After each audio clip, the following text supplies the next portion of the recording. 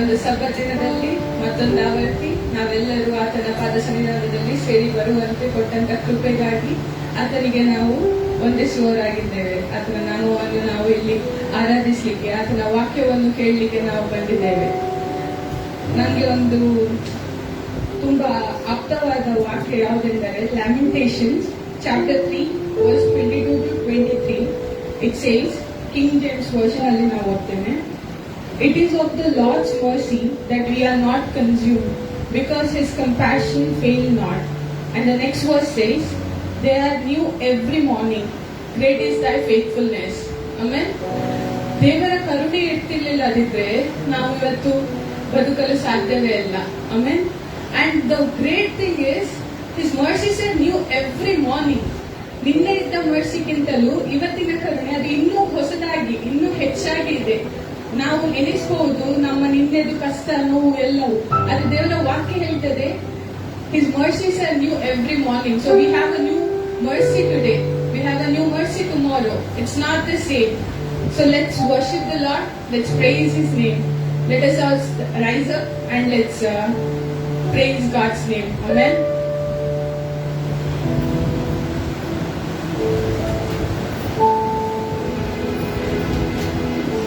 Okay, so ಒಂದು ಹೊಸ song. ಇದು ಹೊಸ ಸಾಂಗ್ ಎಷ್ಟು ಜನರಿಗೆ ಗೊತ್ತುಂಟು ನಂಗೆ ಗೊತ್ತಿಲ್ಲ, ಬಟ್ ಓಕೆ ಗೊತ್ತಿರ್ಲಿಕ್ಕಿಲ್ಲ. But it's a very simple song. ಇದು ಹೀಗೆ ಹೇಳ್ತದೆ, ಅದೇ ಸಭೆಗೆ ಗೊತ್ತಿರ್ಲಿಕ್ಕಿಲ್ಲ, ಹೊಸ ಸಾಂಗ್ ಅಲ್ಲ, ಸಭೆಗೆ ಗೊತ್ತಿರ್ಲಿಕ್ಕಿಲ್ಲ. ಸೊ ಇದು ಹೀಗೆ ಹೇಳ್ತದೆ, ನನ್ನ ಪಾಪ ಕ್ಷಮಿಸಿದ, ಪರಿಶುದ್ಧನಾಗಿ ನಿಲ್ಲಿಸಿದ, ವರ್ಣಿಸಲಾದ ನಿನ್ನ ಕೃಪೆಯು, ಎಣಿಸಲಾಗದ ನಿನ್ನ ಪ್ರೀತಿಯು. ಆಮೇಲೆ ಇದು ಸಾಂಗಿಗೆ ಹೇಳ್ತದೆ, ನನ್ನ ಪಾಪ ಕ್ಷಮಿಸಿದ, ಪರಿಶುದ್ಧನಾಗಿ ನಿಲ್ಲಿಸಿದ, ಎಣಿಸಲಾಗದ ನಿನ್ನ ಕೃಪೆಯು, ವರ್ಣಿಸಲಾಗದ ಯೇಸುವಿನ ಪ್ರೀತಿಯು.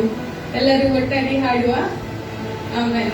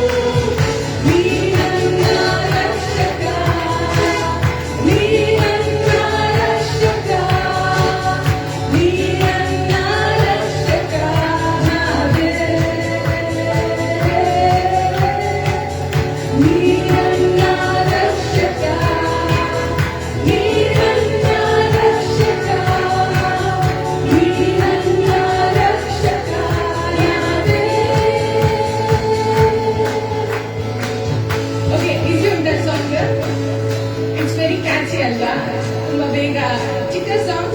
So let's sing once again.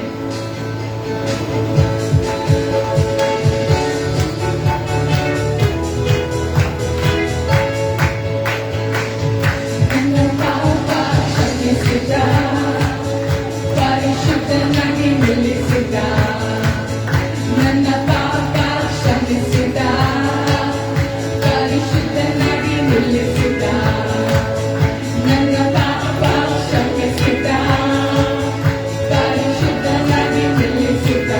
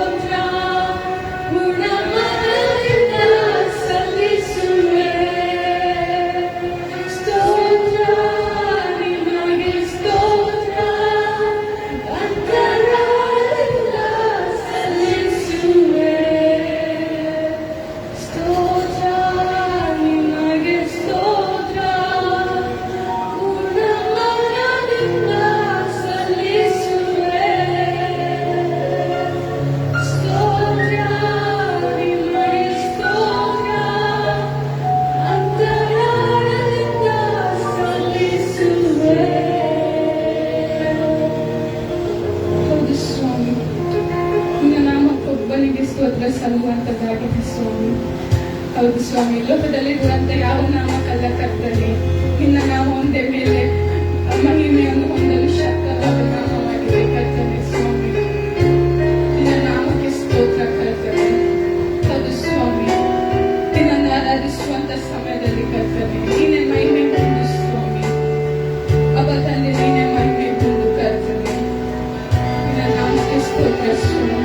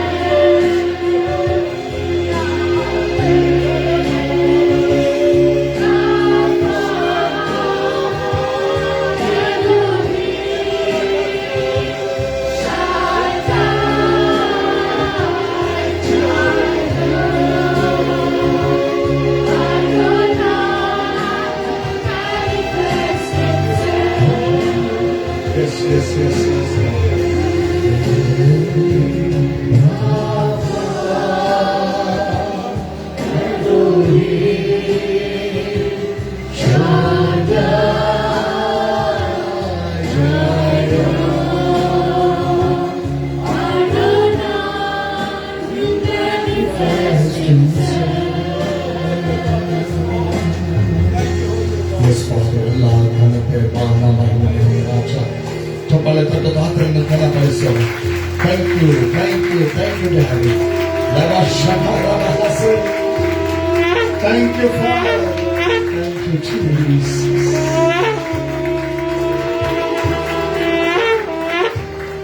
Thank you Lord. ಸಭೆ ಮನುಷ್ಯನ ಕೂತ್ಕೊಳ್ಳೋ ದೇವರ ಪ್ರಸನ್ನತೆ.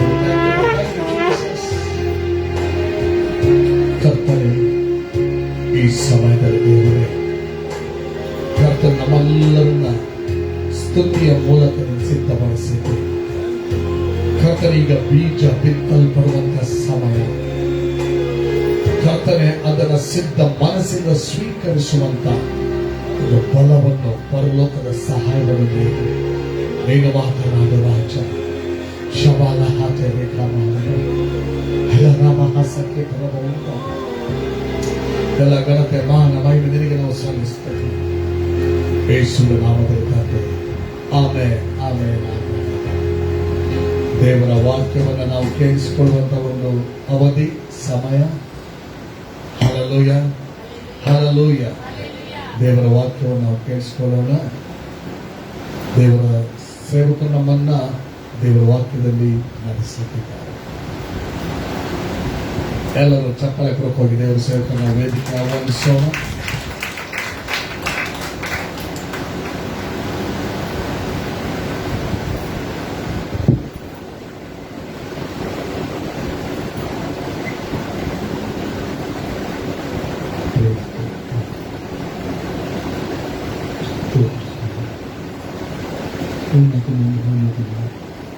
ದೇವಾದಿ ದೇವಿ ಭೂತರಲ್ಲಿ ಕೃಪಾ ಪೂರ್ಣನಾಗಿ ದೇವರೇ, ನಿಮ್ಮ ರಕ್ಷಕನೇ ಯೇಸು ಒಂದು ದಿನವೂ ನಮ್ಮ ನಡೆಸುವಂಥ ದೇವರೇ, ಪವಿತ್ರಾತ್ಮನೇ ದೇವರೇ, ಈ ಸಮಯ ಕರ್ತನೆ ಅಪ್ಪ, ನಿಮ್ಮ ವಾಕ್ಯವನ್ನು ಹಂಚಿಕೊಳ್ಳೋದಕ್ಕೋಸ್ಕರ, ನಿಮ್ಮ ಮಕ್ಕಳ ಸಂಘಗಳನ್ನು ಹಂಚಿಕೊಳ್ಳೋದಕ್ಕೋಸ್ಕರ ಹೊಂದಿದ್ದೇನೆ ಸ್ವಾಮಿ. ಈಗ ಸ್ವಾಮಿ, ಹೌದು ಸ್ವಾಮಿ ಕರ್ತನೆ, ಯೇಸುವೆ, ನೀವು ತಂದೆ ಹೇಳಿದ ಮಾತುಗಳನ್ನು ಕೇಳಿ ಅದನ್ನು ನಡೆಯುವಂಥ ದೇವರ ಸ್ವಾಮಿ. ಪವಿತ್ರಾತ್ಮನೇ, ಯೇಸು ಹೇಳಿದಂಥ ಮಾತುಗಳನ್ನು ನೀವು ಕೇಳಿ ನಿಮಗೆ ತಿಳಿಸುವಂಥ ದೇವರು ನೀವು ಸ್ವಾಮಿ. ಈ ಸಮಯದಲ್ಲಿ ದೇವರೇ, ಪವಿತ್ರಾತ್ಮನೇ, ನೀವು ಮಾತನಾಡಿ ನಾನು ನಿಮ್ಮ ಮಾತುಗಳನ್ನು ಕೇಳುವಂತೆ, ನಾವು ನಿಮ್ಮ ಮಾತುಗಳನ್ನು ಕೇಳುವಂತೆ ನಮಗೆ ಸಹಾಯ ಮಾಡಬೇಕು. ನಿಮ್ಮ ಮಾತುಗಳು ನಮ್ಮ ಜೀವನ ಉಂಟು ಮಾಡುವಂಥದ್ದಾಗಲಿ ಸ್ವಾಮಿ. ನಮ್ಮ ಕರ್ತನೆ, ಈ ಲೋಕದ ಅರಣ್ಯದ ಯಾತ್ರೆಯನ್ನು ನಡೆಸ್ತಾ ಅಪ್ಪ, ಕಾನಾನ್ ದೇಶದ ಮುಟ್ಟಿಸುವಂಥ ದೇವರು ನೀವು ಸ್ವಾಮಿ. ನಮ್ಮನ್ನು ಕೋತ ಸಿದ್ಧಪಡಿಸಬೇಕಾಗಬೇಕು ಬೇಡಿಕೊಟ್ಟು ನನ್ನನ್ನು ಮರೆ ಮಾಡಿ ನೀವು ಮಾತನಾಡಬೇಕು ಬೇಕೆಂದರೆ, ಹೌದು ಸ್ವಾಮಿ, ನಾನು ತಗ್ಗಿಸಲ್ಪಡಬೇಕು ಸ್ವಾಮಿ, ನೀವು ಹೆಚ್ಚಿಸಲ್ಪಡಬೇಕು. ಆಗ ಮಾತ್ರವೇ ನಾವು ಉದ್ಧಾರವಾಗ್ತೇವೆ ಸ್ವಾಮಿ. ಈಗ ದೇವರೇ, ಈ ಸಮಯ ನಿಮ್ಮ ಹಸ್ತಕೊಟ್ಟು ದೇವರೇ, ಆಶೀರ್ವಾದ ಸ್ವಾಮಿ, ಘನಪಡಿಸಿ. ಈಗ ನಿಮ್ಮ ದಾಸನ ಸಿದ್ಧನಾಗಬೇಕು, ಮಾತನಾಡಬೇಕು. ಘನಮಾನ ಮಹಿಮೆ ತುತಿ ಸ್ತೋತ್ರಗಳು ನಿಮಗೆ ಮಾತ್ರವೇ ಇಲ್ಲದೆ ಪ್ರಾರ್ಥನೆ ಪ್ರಭು ನಿಮ್ಮ ಕುಮಾರನನ್ನು ರಕ್ಷಣೆ ನೋಡಿ ಆದ ಯೇಸು ಕ್ರಿಸ್ತ ಪರಿಶುದ್ಧವಾದ ಹೆಸರಲ್ಲಿ ಬೇಡಿ ಹೊಂದಿದ ಪರಲೋಕದಲ್ಲಿ ತಂದೆಯೇ. ಹಲ್ಲೆಲೂಯಾ. Praise God. ಎಫೆಸದವರಿಗೆ ಬರೆದ ಪತ್ರಿಕೆ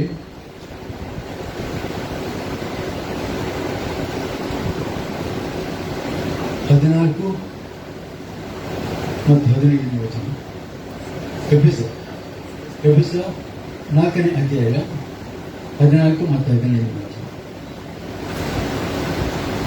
ನಾವು ಇನ್ನು ಮೇಲೆ ಕೂಸುಗಳಾಗಿರಬಾರದು, ದುರ್ಜನರ ವಂಚನೆಗೂ ದುರ್ಬೋಧಕರ ಕುಯುಕ್ತಿಗೂ ಒಳಬಿದ್ದು ನಾನಾ ಉಪದೇಶಗಳಿಂದ ಕಂಗೆಟ್ಟು ಗಾಳಿಯಿಂದ ಅತ್ತಿತ್ತ ನೂಕಿಸಿಕೊಂಡು ಹೋಗುವವರ ಹಾಗಿರಬಾರದು. ಪ್ರೀತಿಯಿಂದ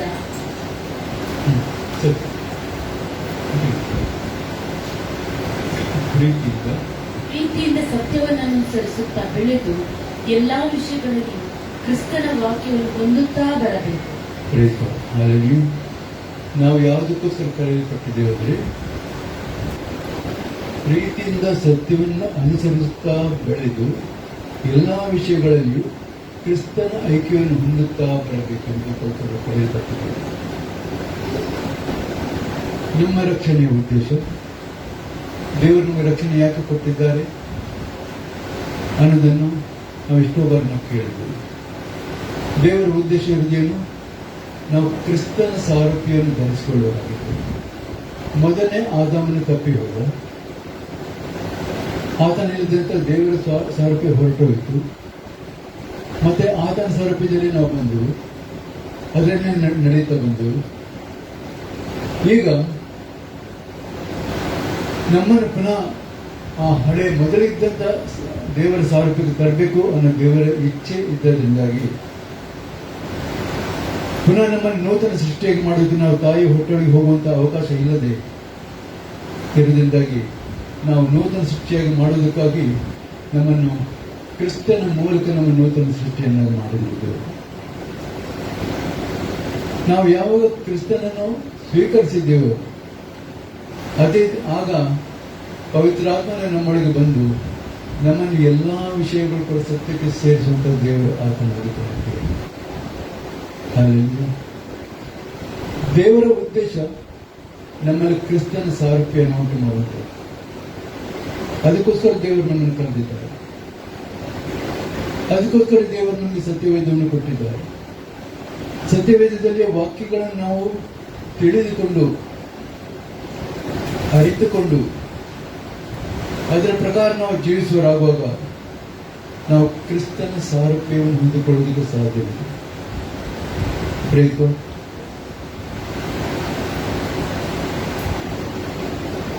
ನಾನು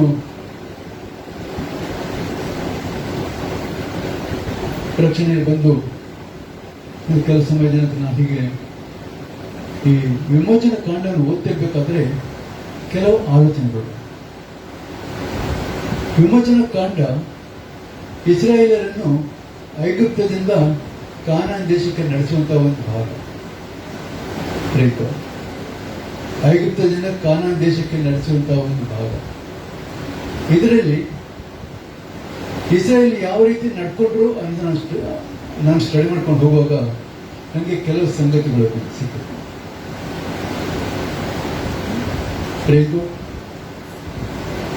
ಮನುಷ್ಯನ ಜೀವಿತದಲ್ಲಿ 4 ಘಟ್ಟಗಳಿವೆ.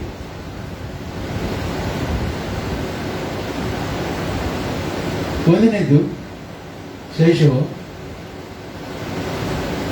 ಆಮೇಲೆ ಬಾಲ್ಯ, ಆಮೇಲೆ ಯೌವನ, ಆಮೇಲೆ ವೃದ್ಧಾಪ್ಯ. ಒಬ್ಬರು ಸೈಕಾಲಜಿಸ್ಟ್ ಅದನ್ನು ಹೀಗೆ ತಗೊಂಡ್ಬಂದು, ಬಾಲ್ಯ ಹೇಗಿರುತ್ತೆ ಅಂದ್ರೆ I am not okay, you are not okay. ನಾನು ಸರಿ ಇಲ್ಲ, ನೀನು ಸರಿ ಇಲ್ಲ. ಎಲ್ಲ ವಿಷಯ ಕೂಡ ಹೋಗುದು ಮಾತ್ರವೇ ಗೊತ್ತು, ಅಳೆಯೋದು ಮಾತ್ರವೇ ಗೊತ್ತು. ಯಾರು ನೋಡ್ಬೇಕು? ತಾಯಿ ನೋಡ್ಬೇಕು. ಯಾಕೆ ಹೋಗ್ತಾ ಇದೆ, ಯಾಕೆ ಅಳ್ತಾ ಇದೆ. ಆಮೇಲೆ ಸ್ವಲ್ಪ ಬೆಳೆಯುವಷ್ಟೊತ್ತಿಗೆ ಬಾಲ್ಯಕ್ಕೆ ಬರುವಾಗ I am not okay, you are okay. ನಾನು ಸರಿಯಾಗಿಲ್ಲ, ಆದರೆ ನೀನು ಸರಿ.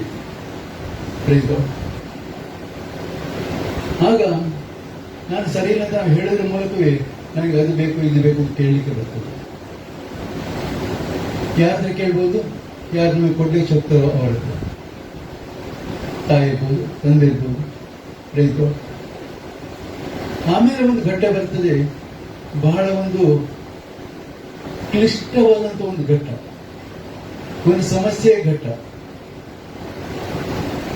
I am okay, you are not okay. ನಾನು ಸರಿ ಇದ್ದೇನೆ, ನೀನೇ ಸರಿ ಇಲ್ಲ.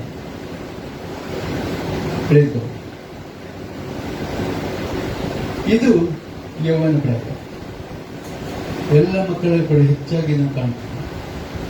ನಾನು ಆಲೋಚನೆ ಮಾಡಿ ಸರಿಯೇ, ನಾನು ಹೇಳಿದ್ದು ಸರಿಯೇ, ನಾನು ಮಾತಾಡಿದ್ರು ಸರಿಯೇ. ಸರಿಯಿಲ್ಲ ಯಾರು? ಪೇರೆಂಟ್ಸ್. ಯಾಕೆ? ಅವರಿಗೆ ಹಳೆಯದೇ ನಡ್ಕೊಂಡಿದ್ದಾರೆ. ಆದರೆ ಕೊನೆ ಒಂದು ಘಟ್ಟ ಇದೆ, ಅಲ್ಲಿಗೆ ಬರ್ಬೇಕಾದ್ರೆ ಬಹಳಷ್ಟು ಕಷ್ಟಪಡ್ಬೇಕಾಗ್ತದೆ. ಬಹಳಷ್ಟು ಸಂಗತಿಗಳನ್ನು ದಾಟಿ ಹೋದ ಮೇಲೆ ಆ ಒಂದು ಸ್ಥಿತಿ ಬರ್ತದೆ. ಅದೇನಂದ್ರೆ I am okay, you are okay. ನಾನು ಸರಿ ಇದ್ದೇನೆ, ನೀವು ಕೂಡ ಸರಿ.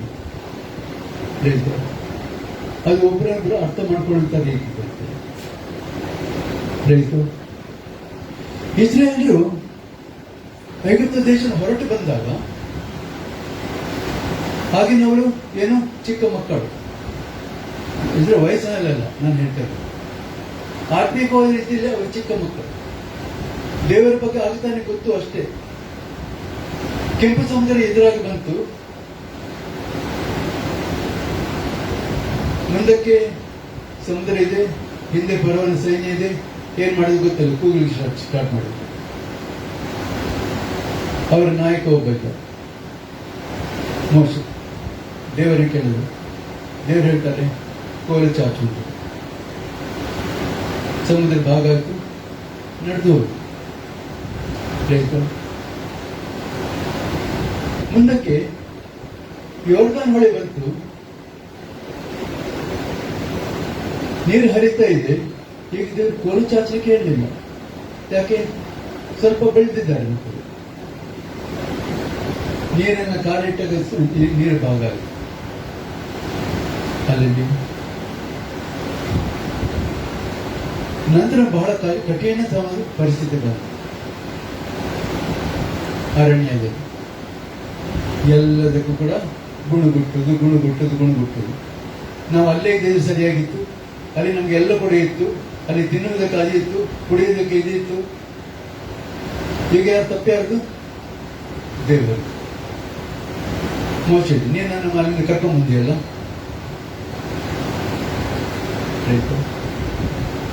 ಆದರೆ ಈ ಪರಿಸ್ಥಿತಿ ಅವ್ರಿಗೆ ಬಹಳ ಕಷ್ಟ ಕೊಡ್ತದೆ. ಒಂದು ಕಡೆಗೆ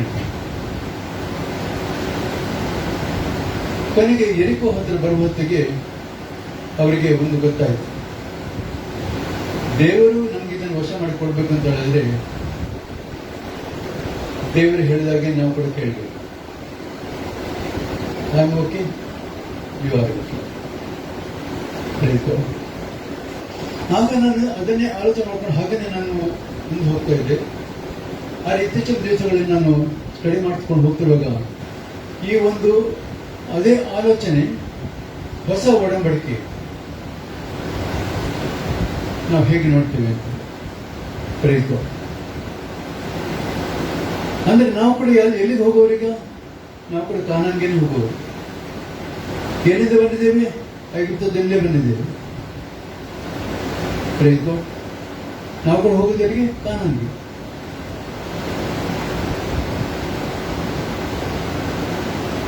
ಈಗ ಎಲ್ಲಿಂದ ಬರುವಾಗ ನಮ್ಗೆ ಕೆಲವು ಆತ್ಮೀಕವಾದ ಕೆಲವು ಸಂಗತಿಗಳನ್ನು ನಾವು ಸ್ಟಡಿ ಮಾಡಬೇಕಾಗ್ತದೆ, ಆಲೋಚನೆ ಮಾಡಬೇಕಾಗ್ತದೆ.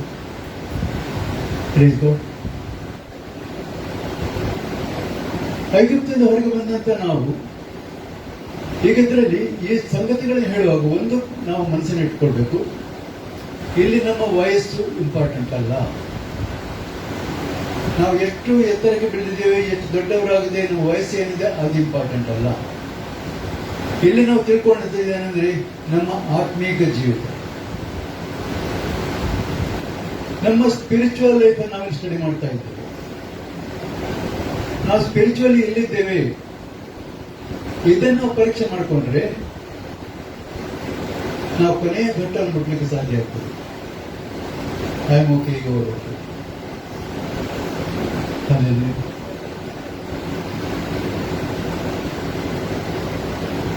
1 ಕೊರಿಂಥ 3ನೇ ಅಧ್ಯಾಯ 1 ಮತ್ತು 2ನೇ ವಚನ.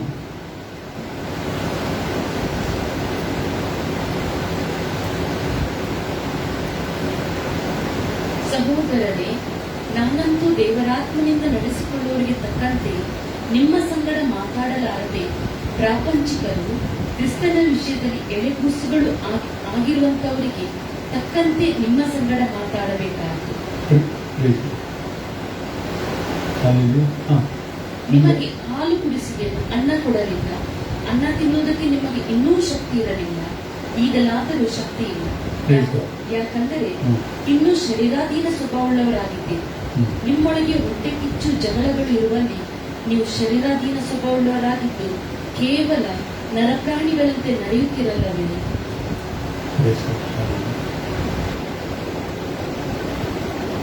ನಾವು ಇಲ್ಲಿ ನಾವು ನೋಡುತ್ತಿದ್ದು ಆತ್ಮೀಕ ಮಗುತನ.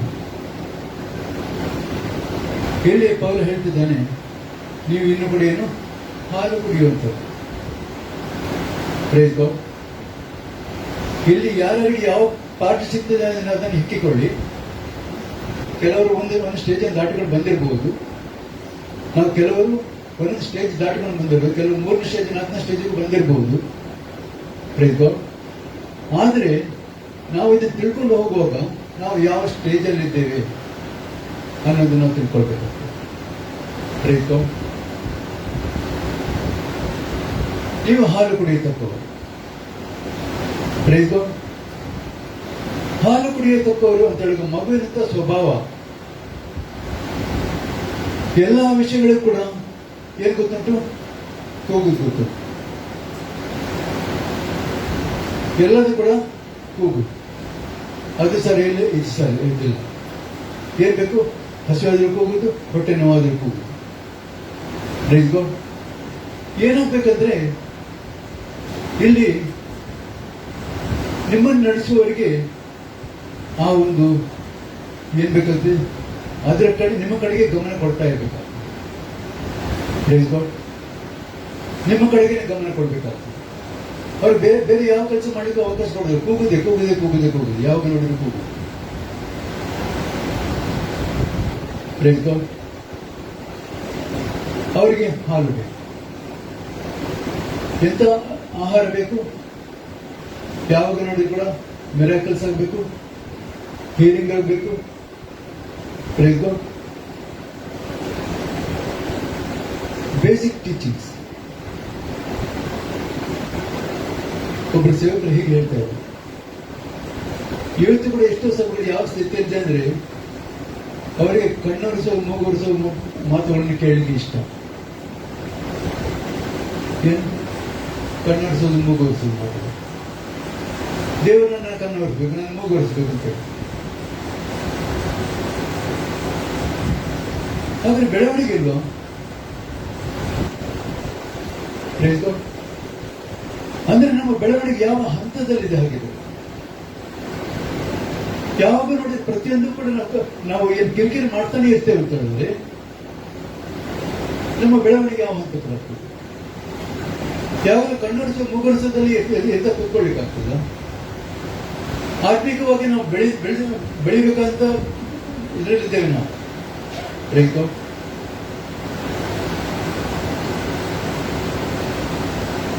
ಮತ್ತೊಂದೇನೆಂದ್ರೆ ಇಮೋಷನ್ ಡ್ರಿವನ್ ಫೇತ್. ನಮ್ಮ ಇಮೋಷನ್ ನಲ್ಲೇ ಮುಂದಕ್ಕೆ ಹೋಗ್ತಾ ಇರೋದು, ಅದರಲ್ಲೇ ಫೇತ್ ಅಲ್ಲಿ ಬೆಳಿ.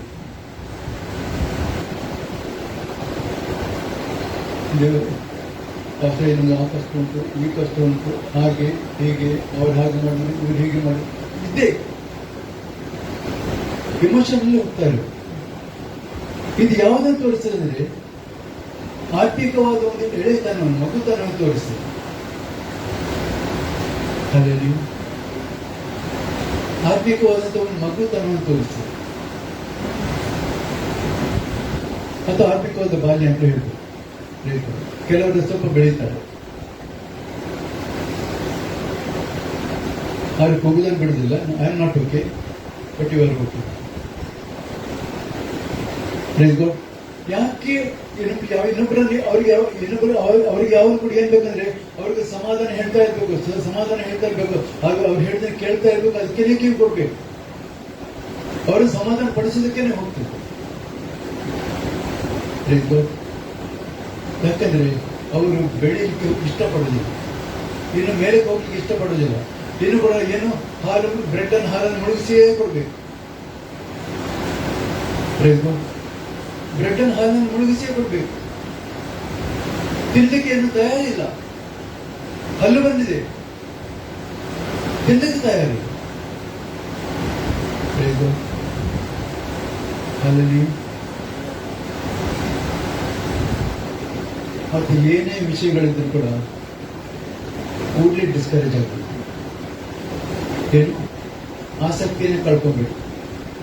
ಒಂದು ಸಣ್ಣ ವಿಷಯ ಏನಾದ್ರೂ ಕೂಡ ಆಕಾಶದ ತಲೆ ಬಿದ್ದಾಗಿರುತ್ತೆ. ಚಿಕ್ಕ ವಿಷಯ, ದೊಡ್ಡದೇನಲ್ಲ, ಆದ್ರೂ ಕೂಡ ಹೇಗಿರೋದು ನನ್ನ ತಲೆ ಮೇಲೆ ಆಕಾಶವೇ ಬಿತ್ತು.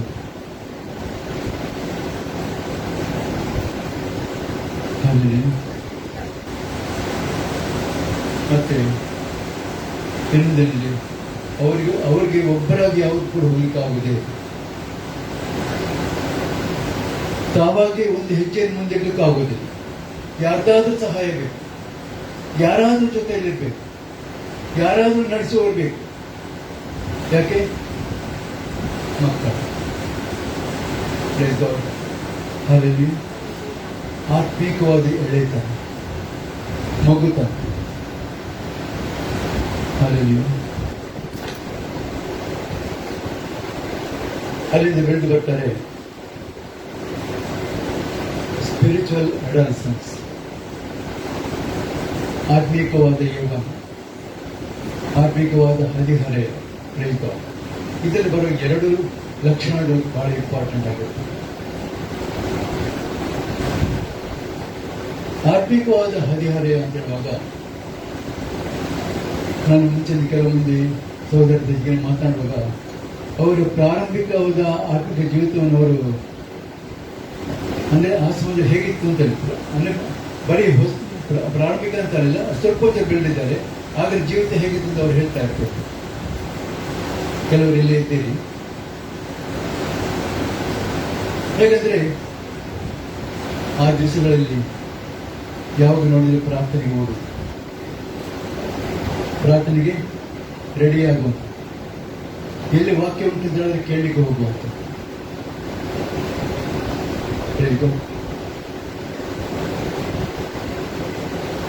ಮತ್ತೆ ಎಷ್ಟು ಸಾಧ್ಯ ಅಷ್ಟು ಸಮಯ ಬೇರೆ ವಿಷಯ ಮಾತನಾಡುತ್ತದಲ್ಲ, ಆತ್ಮಿಕ ಸಂಗತಿಗಳನ್ನೇ ಮಾತನಾಡ. ಇವರಲ್ಲಿ ಒಂದು ಹದಿಹರೆಯದ ಒಂದು ವಿಶೇಷತೆ ಇದೆ ಕಾಣ್ತದೆ. ಆತ್ಮಿಕವಾದಂತ ಒಂದು ಜೋಶ್, ಏನು? ಸೇವೆ ಮಾಡಿ,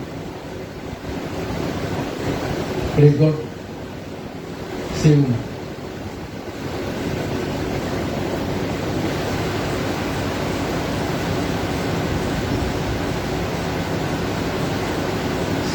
ಸೇವೆಗೆ ಹೋಗಬೇಕನ್ನೋ ಬಲವಾದ ಒಂದು ಆಶೆ ಇರ್ತದೆ. ಯಾಕೆ? ಏನುಂಟು ನಮ್ಮ ಹತ್ರ ಈಗ? ಬಲ ಇರಲಿ. ಈ ಪಾಠದಲ್ಲಿ ಬರುವಾಗ ನಾನು ಎರಡು ಸಂಗತಿಗಳನ್ನು ನಿಮ್ಮ ಮುಂದೆ ಇಷ್ಟಪಡ್ತೇನೆ. ಅರಣ್ಯಕಾಂಡ 14ನೇ ಅಧ್ಯಾಯ 6 ಮತ್ತು 8ನೇ ವಚನ.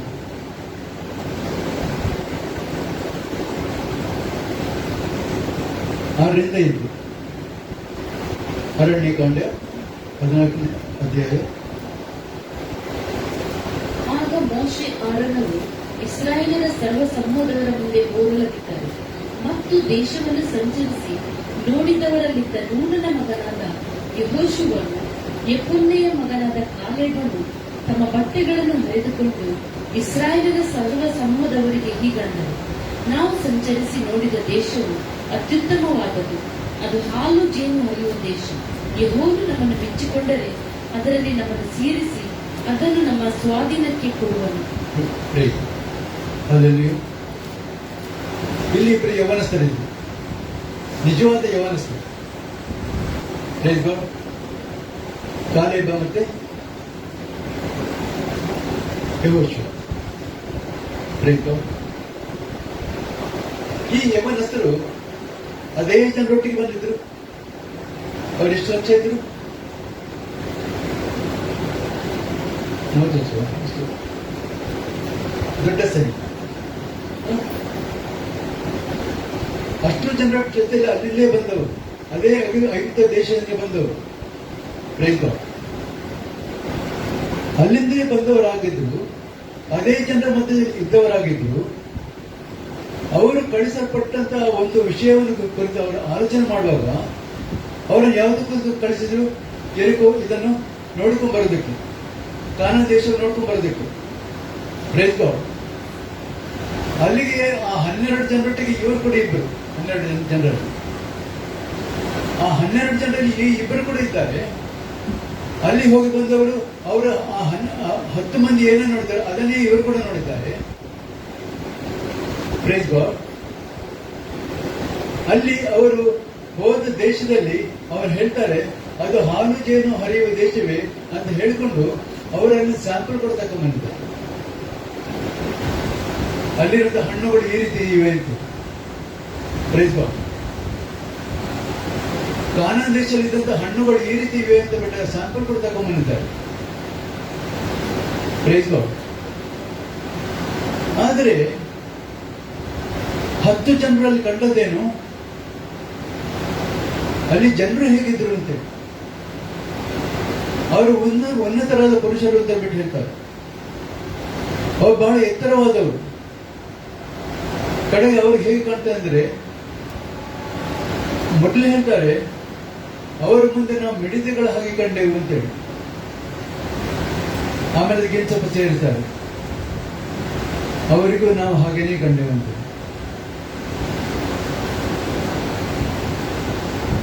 ಹೋಗಿ ಬಿಡ್ಬೇಕು. It's that.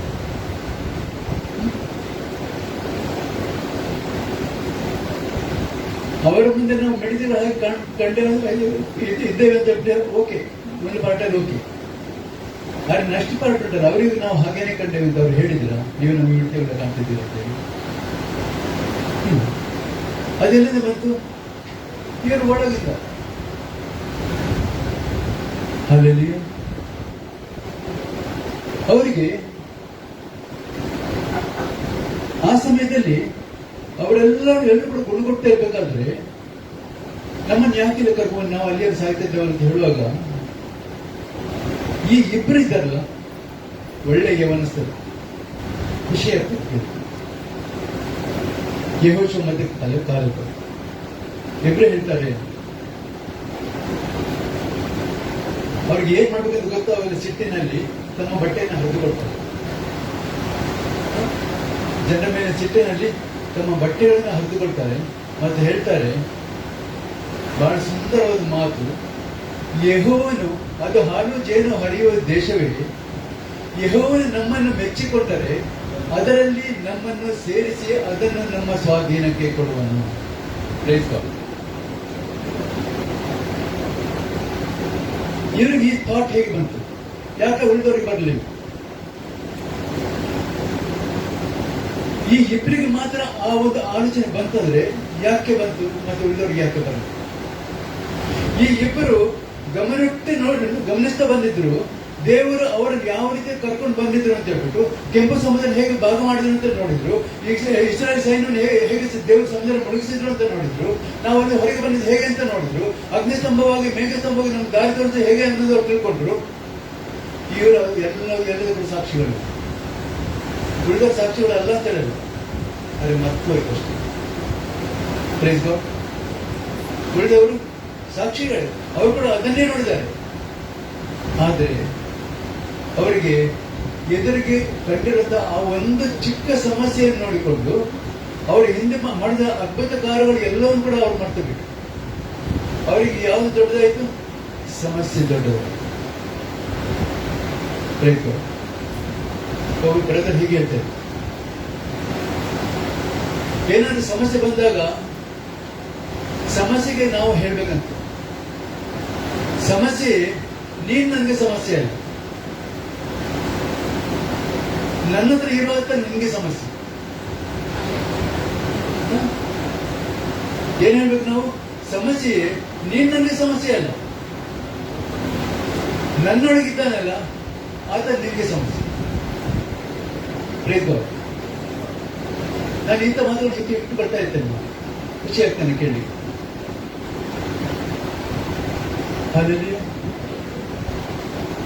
ಈ ಆತ್ಮೀಕವಾದ ಯೌವನದಲ್ಲಿ ಮುನ್ನೊತ್ತಿಕೊಂಡು ಹೋಗುವಂತದ್ದು ಒಂದು ಸ್ವಭಾವ ಇರ್ತದೆ.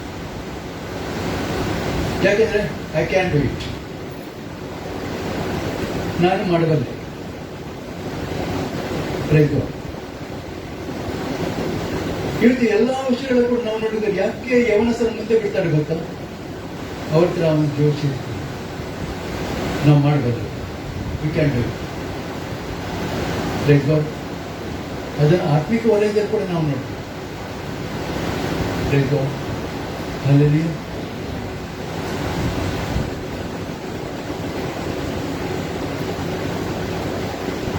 ಸಮಸ್ಯೆಗಳು ಕಷ್ಟಗಳು ಬಂದಾಗ ಈ ಜನರು ಏನ್ ಮಾಡ್ತಾರೆ ಅಂದ್ರೆ, ಯಾರು, ನಾನು ನಿಮಗೆ ಒಂದು ಭಾಗವನ್ನು ಹೇಳಿದೆ, ಯವನ್ಸರಲ್ಲಿ ಒಂದು ಭಾಗವನ್ನು ಹೇಳಿದೆ. ಅವ್ರೇನ್ ಮಾಡ್ತಾರೆ ಅಂದ್ರೆ, ನಮ್ಮ ಸಂಗಡ ದೇವರು, ನಾನು ಸೋಲಿಲ್ಲ, ಐ ಆಮ್ ನಾಟ್ ಲಾಸ್ಟ್.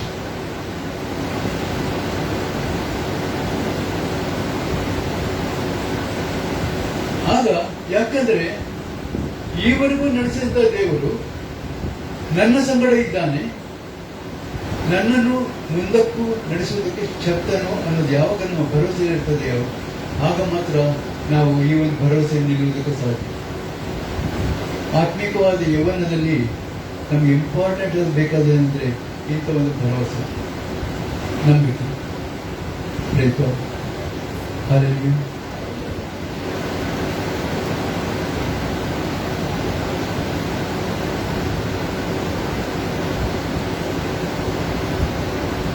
ಗಿದ್ಯೋನನಿಗೆ ದೇವರು ಸಿಕ್ಕಿದಾಗ ಅವನೇನು ಹೇಳ್ತಾನೆ, ನನ್ನದು ಚಿಕ್ಕ ಕುಲ, ಚಿಕ್ಕ ಜನ, ನನಗೆ ಅವನ ಎದುರಿಸಲಿಕ್ಕೆ ಆಗುವುದು. ಆದರೆ ದೇವರು ಅವನ ಏನಂತ ನೋಡ್ತಾರೆ, ಪರಾಕ್ರಮಶಾಲಿ. ಈ ಒಂದು ನಂಬಿಕೆ ನಮ್ಮ ಹತ್ರ ಇರಬೇಕು. ದೇವರು ನಮ್ಮನ್ನು ಏನಂತ ನೋಡ್ತಾರೆ ಅಂತೆ. ದೇವರು ನಮ್ಮನ್ನು ಸೋತವರನ್ನು ನೋಡಲಿಕ್ಕೆ ಇಷ್ಟಪಡೋದಿಲ್ಲ.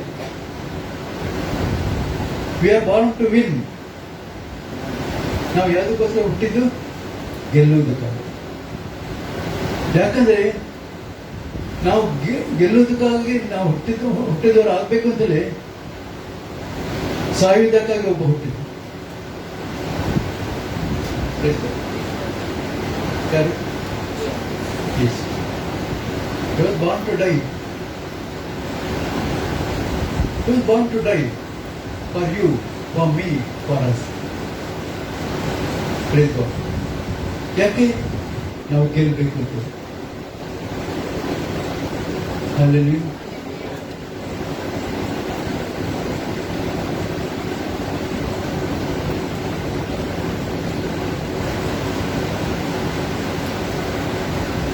ಈ ಆತ್ಮಿಕ ಯೌವನದಲ್ಲಿ ಇನ್ನೊಂದು ಸಂಗತಿ ಹೇಳಿ ಬರ್ತಂದ್ರೆ, ನಾವು ವಿಧೇಯತೆಯನ್ನು ಕಲಿತುಕೊಳ್ಳುವಂತ. Praise God. ನಾವು ವಿಧೇಯತೆಯನ್ನು ಕಲಿತುಕೊಳ್ಳುವಂತ. ನನಗೆ ಒಂದು ವಿಷಯ ಓದಾಗ ಬಹಳ ಒಂದು ಆಶ್ಚರ್ಯ ಆಯಿತು. ಯೇಸುವಿನ ವಿಷಯದಲ್ಲಿ ಹೇಳಿದ್ದು ಇಬ್ರಿಯ ಬರೆದ ಪತ್ರಿಕೆಯಲ್ಲಿ, ಆತನು ತಾನು ಅನುಭವಿಸಿದ ಬಾಧೆಗಳ ಮೂಲಕ ವಿಧೇಯತೆಯನ್ನು ಕಲಿತುಕೊಂಡಂತೆ. Praise God. ಕೆಲವೊಮ್ಮೆ ಬಾಧೆಗಳು ಯಾಕೆ ಬರ್ತದೆ ಅಂದ್ರೆ ನಮಗೆ ವಿಧೇಯತೆಯನ್ನು ಕಲಿಸೋದಕ್ಕೋಸ್ಕರ. Praise God. ನಾವು ದೇವರನ್ನು ಅರಿತವರು, ದೇವರನ್ನು ಆತುಕೊಂಡು ಜೀವಿಸುವವರು. Praise God. ನಾವು ಕೆಲವು ಸಂಗತಿಗಳನ್ನು ಮುಂದೆ ಹೋಗ್ಬೇಕಂತ ಹೇಳಿದ್ರೆ ಎಷ್ಟೋ ಕಡೆಗಳಲ್ಲಿ ನಾವು ನಮ್ಮನ್ನು ತಗ್ಗಿಸ್ಕೊಳ್ಬೇಕಾಗ್ತದೆ. Praise God. ನಮ್ಮನ್ನು ತಗ್ಗಿಸ್ಕೊಳ್ಬೇಕಾಗ್ತದೆ. ತಗ್ಗಿಸ್ಕೊಳ್ಳೋರನ್ನು ದೇವರು ಬಹಳ ಇಷ್ಟಪಡ್ತಾರೆ. Praise God. ಆದ್ರೆ ತಗ್ಗಿಸ್ಕೊಳ್ಳಿಕ್ಕೆ ಹೋಗ್ಲಿಲ್ವಾ, ಇಲ್ಲಿಂದ ಬರ್ತದೆ, ಕುಗ್ಗಿಸಲ್ಪಡ್ಬೇಕು ಬರ್ತದೆ. Praise God. ಪ್ರಶ್ನೆ ಕೇಳಿ, ತಗ್ಗಿಸ್ಕೊಳ್ಳೋದಂದ್ರೆ ಕುಗ್ಗಿಸ್ಕೊಳ್ಳೋದಂದ್ರೆ ಏನು?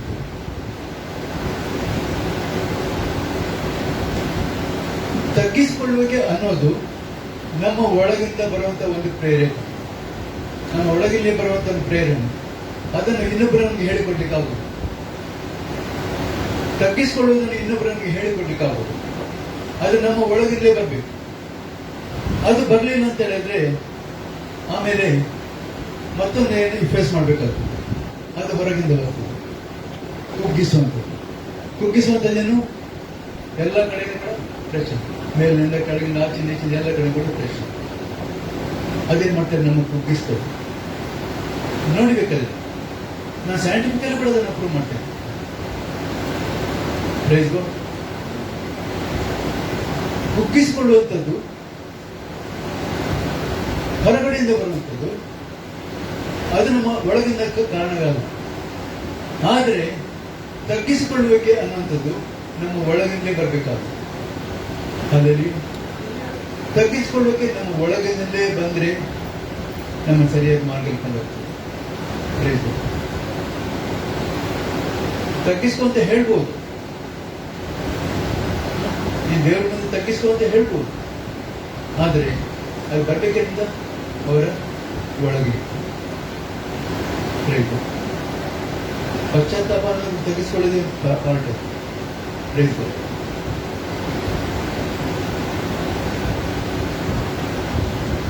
ಹೀಗೆ ಈ ಆತ್ಮಿಕವಾದ ಯೌವನದಲ್ಲಿ ಇದು ಒಂದು ಪಾರ್ಟ್. ಇನ್ನೊಂದು ಪಾರ್ಟ್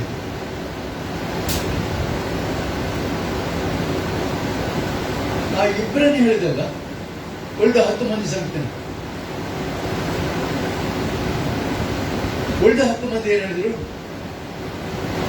ದೇಶ ಒಳ್ಳೆಯದೇ, ಅದು ಹಾಲು ಜನ ಹರಿಯುವ ದೇಶವೇ, ಆದ್ರೆ ಅಲ್ಲಿ ಜನರು ಬಹಳ ದೊಡ್ಡವರು, ಅವರು ನಮಗಿಂತ ಎತ್ತರಿದ್ದಾರೆ, ಅವ್ರು ನನ್ನ ಬದುಕಿಗೆ ಬಿಡ್ಲಿಕ್ಕಿಲ್ಲ, ನಾವು ಅವರ ಮುಂದೆ ಮಿಡಿತಗಳಾಗಿದ್ದೇವೆ, ಕಾಲ್ನಡಿಗೆ ಹಾಕಿ ಹೊಸಿಗೆ ಹಾಕಿ ಹೋಗ್ಬಿಡ್ತಾರೆ. Praise God. ಇನ್ನೊಂದು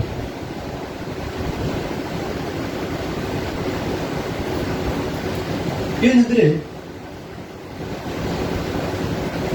ಸಮಸ್ಯೆಗಳು ಎದುರಿರುವಾಗ ಸಮಸ್ಯೆಯನ್ನು ದೊಡ್ಡದಾಗಿ ನೋಡುವಂತೆ. Praise God. ಮತ್ತೆ ಪ್ರತಿಯೊಂದು ವಿಷಯ ಕೂಡ ಗುಣಗುಡ್ತಾ ಇರುವಂಥದ್ದು. ಆ 10 ಮಂದಿಯ ನಿಮಿತ್ತ ಇಡೀ ಇಸ್ರಾಯೇಲ್ ಜನಕ್ಕೆ ಎಷ್ಟು ವರ್ಷ ವೇಸ್ಟ್ ಮಾಡಿದೆ ಗೊತ್ತಾ? 10 ಮಂದಿಯ ನಿಮಿತ್ತ. ಜಾಸ್ತಿ ಜನ ಏನಿಲ್ಲ, ಆ 10 ಮಂದಿ ಹೇಳಿದ ಮಾತನ್ನು ಕೇಳಿಕೊಂಡು ಇಡೀ ಇಸ್ರಾಯೇಲ್ ಜನಾಂಗ 40 ವರ್ಷಗಳು ಅಲಿದಾಡಬೇಕು.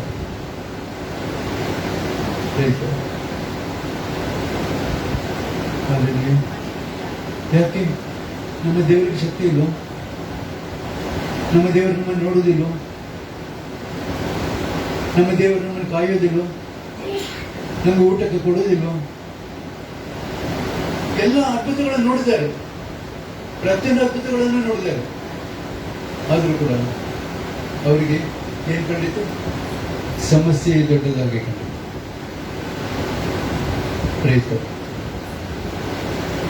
ಹಾಲೆಲೂಯಾ.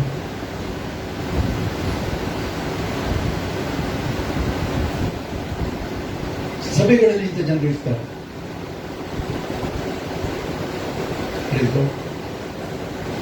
ಗುಣಗುಟ್ಟುವಂಥದ್ದು, ಮಠ ಕೊಡ್ತಾ ಇರುವಂಥದ್ದು, ಯಾವ ಕೂಡ ದೇವರನ್ನು ಕಾಯ್ದನ್ನು ದೇವರನ್ನು ನೋಡುವುದಿಲ್ಲ ಅಂತ ಹೇಳುವುದು, ಹೀಗೆ ಮಾತಾಡಿ ಒಳ್ಳೆ ಆತ್ಮಿಕವಾಗಿ ಮಾತಾಡ್ತಾರೆ. ಆದರೆ ಅವ್ರ ನಡವಳಿಕೆ ಹೇಗಿರ್ತಾರೆ? ದೇವರನ್ನು ನೋಡೋದೇ ಇಲ್ಲ ಅನ್ನೋದು. ಸೇವೆ ಬಗ್ಗೆ, ಸೇವಕರ ಬಗ್ಗೆ ಗುಣಗುಡ್ತಾರೆ, ಮಾತಾಡ್ತಾರೆ.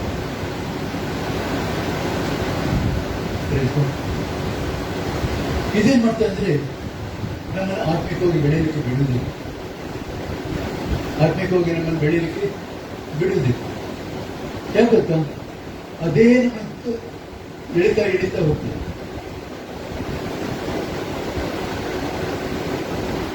ನಾನು ಮುಂಚೆ ಬೇಗ ಒಂದು ಸಂಸ್ಥೆಯನ್ನು ಕಲ್ತಿದ್ದೆ. ಇಫ್ ಯು ಲವ್ ಸಮಥಿಂಗ್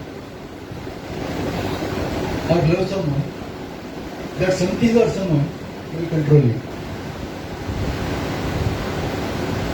ನಾವು ಯಾರನ್ನಾದ್ರೂ ಅಥವಾ ಯಾವುದನ್ನಾದ್ರೂ ಪ್ರೀತಿ ಮಾಡ್ತಾ ಇದ್ರೆ ಅದೇನ್ ಮಾಡ್ತಾ ಇದ್ರೆ ಅದು ನಮ್ಮನ್ನು ಕಂಟ್ರೋಲ್ ಮಾಡ್ತದೆ.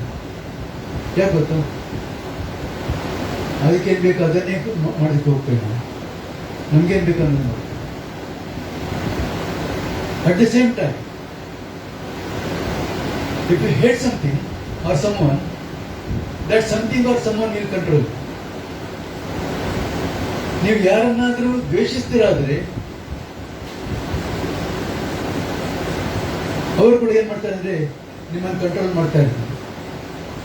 ಹೇಗೆ ಗೊತ್ತಾ, ಏನು ಕೆಲಸ ಮಾಡಿ ಕೂಡ ಬರ್ತದೆ, ತಲೆಯಲ್ಲಿ ಅದೇ ಬರು. ಎಂತ ಮಾಡ್ಬೇಕಾದ್ರೂ ಕೂಡ ತಲೆಯಲ್ಲಿ ಅದೇ ಬರು. ಅವರು ಹಾಗೆ ಮಾಡುದು, ಇವರು ಹೀಗೆ ಮಾಡುದು. ಏನಾಗ್ತದೆ, ನಮ್ಮ ಲೈಫ್ ಯಾರ್ದು, ನಮ್ಮ ಸಮಸ್ಯೆ ಯಾರ್ದು, ಏನು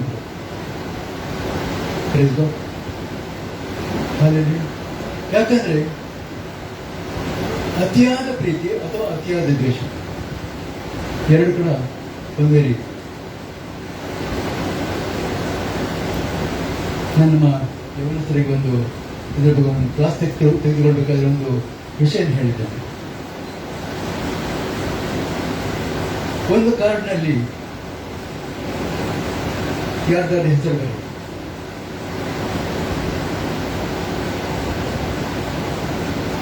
ಆದರೆ ನಿಮ್ಗೆ ಎದುರಾಗಿ ಇಟ್ಕೊಂಡಾಗ ಅದು ಪ್ರೀತಿಯಾಗಿತ್ತು. ಕಾರ್ಡನ್ನು ತಿರುಗಿಸಿದ್ರೆ ಅದು ದ್ವೇಷ ಆಗಿತ್ತು. ಪ್ರೀತಿ ಅಥವಾ ದ್ವೇಷ ಎರಡು ಕೂಡ ಒಂದೇ ಭಾವದ ಎರಡು ಮುಖಗಳು. ಏನು, ಒಂದೇ ಭಾವದ ಎರಡು ಮುಖಗಳು. ಅಲ್ಲಿ ಅದು ಚೇಂಜ್ ಮಾಡ್ಕೊಳ್ಳೋದು ನಮ್ಮ ಕೈಲಿದೆ. ಆ ಕಡೆ ತಿರುಗಿಸಬಾರದು, ಈ ಕಡೆ ತಿರುಗಿಸಿಟ್ಟುಕೊಂಡ್ರೆ ಆಗ್ತದೆ. ಅಲ್ಲಿ ಆಮೇಲೆ ಈ ಒಂದು ನೆಗೆಟಿವ್ ಸೈಡ್ ಇದ್ದು ಯೌವನ ಪ್ರಾಯದ ಅಥವಾ ಹದಿಹರ ಇದು ಒಂದು ಇನ್ನೊಂದು ಪ್ರಾಬ್ಲಮ್ ಅಂದ್ರೆ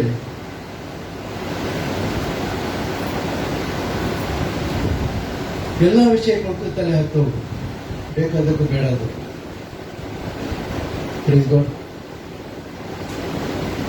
ನಮಗೆ ಬೇಡವಾದ ವಿಷಯಗಳಿಗೆ ನಾವು ತಲೆ ಹಾಕಲಿಕ್ಕೆ ಹೋದ್ರೆ ಏನಾಗ್ತದೆ ಗೊತ್ತಾ,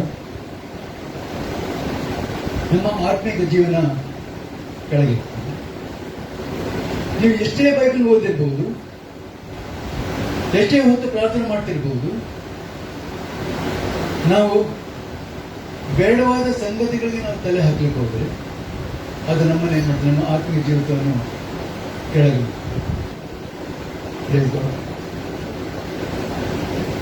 ಮೊದಲು ಸ್ವಲ್ಪ ಕೆಳಗೆ ಹೋದ್ರೆ ಆಮೇಲೆ ನಮ್ಗೆ ಅದೇ ಇಷ್ಟ ಆಗ್ತಾ ಹೋಗ್ತದೆ. ಆಮೇಲೆ ಸ್ಲೋಲಿ ಅದೇನ್ ಮಾಡಿದ್ರೆ ನಮ್ಮನ್ನಿಂದ ದೂರ ಕೊಂಡು ಹೋಗ್ತದೆ. ಇಟ್ಸ್ ಲೈಕ್ ಏನು ಸ್ಲೋ ಪಾಯ್ಸನ್. ಹಾಲೆಲೂಯಾ.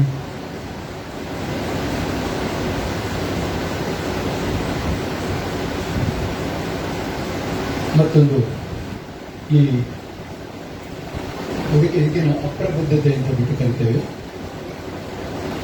ಅದೇ ಯೌವನ ಪ್ರಾಯದಲ್ಲಿ ಪ್ರಬುದ್ಧರಾಗಿರುವುದಿಲ್ಲ, ಅಪ್ರಬುದ್ಧತೆ. ಏನಂದ್ರೆ ವಿವೇಚಿಸಿಕೊಳ್ಳುವುದು, ವಿವೇಚಿಸಿಕೊಳ್ಳುವುದು. ನಮ್ಮದೇ ಒಂದು ಏನು ಆಲೋಚನೆ, ನಮ್ಮದೇ ಒಂದು ಕಮೆಂಟ್, ನಮ್ಮ ಕಮೆಂಟ್ ಏನ್ ಮಾಡ್ತೇವೆ, ಪಾಸ್ ಮಾಡಬೇಕು. ಅಲ್ಲಿ ಇನ್ನೊಬ್ಬರ ಕೆಳಗೆ ಮಾಡುವಂತ.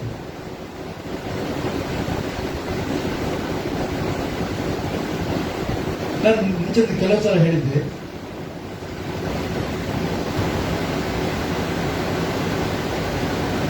ಉನ್ನತಿ ತ್ರಯ.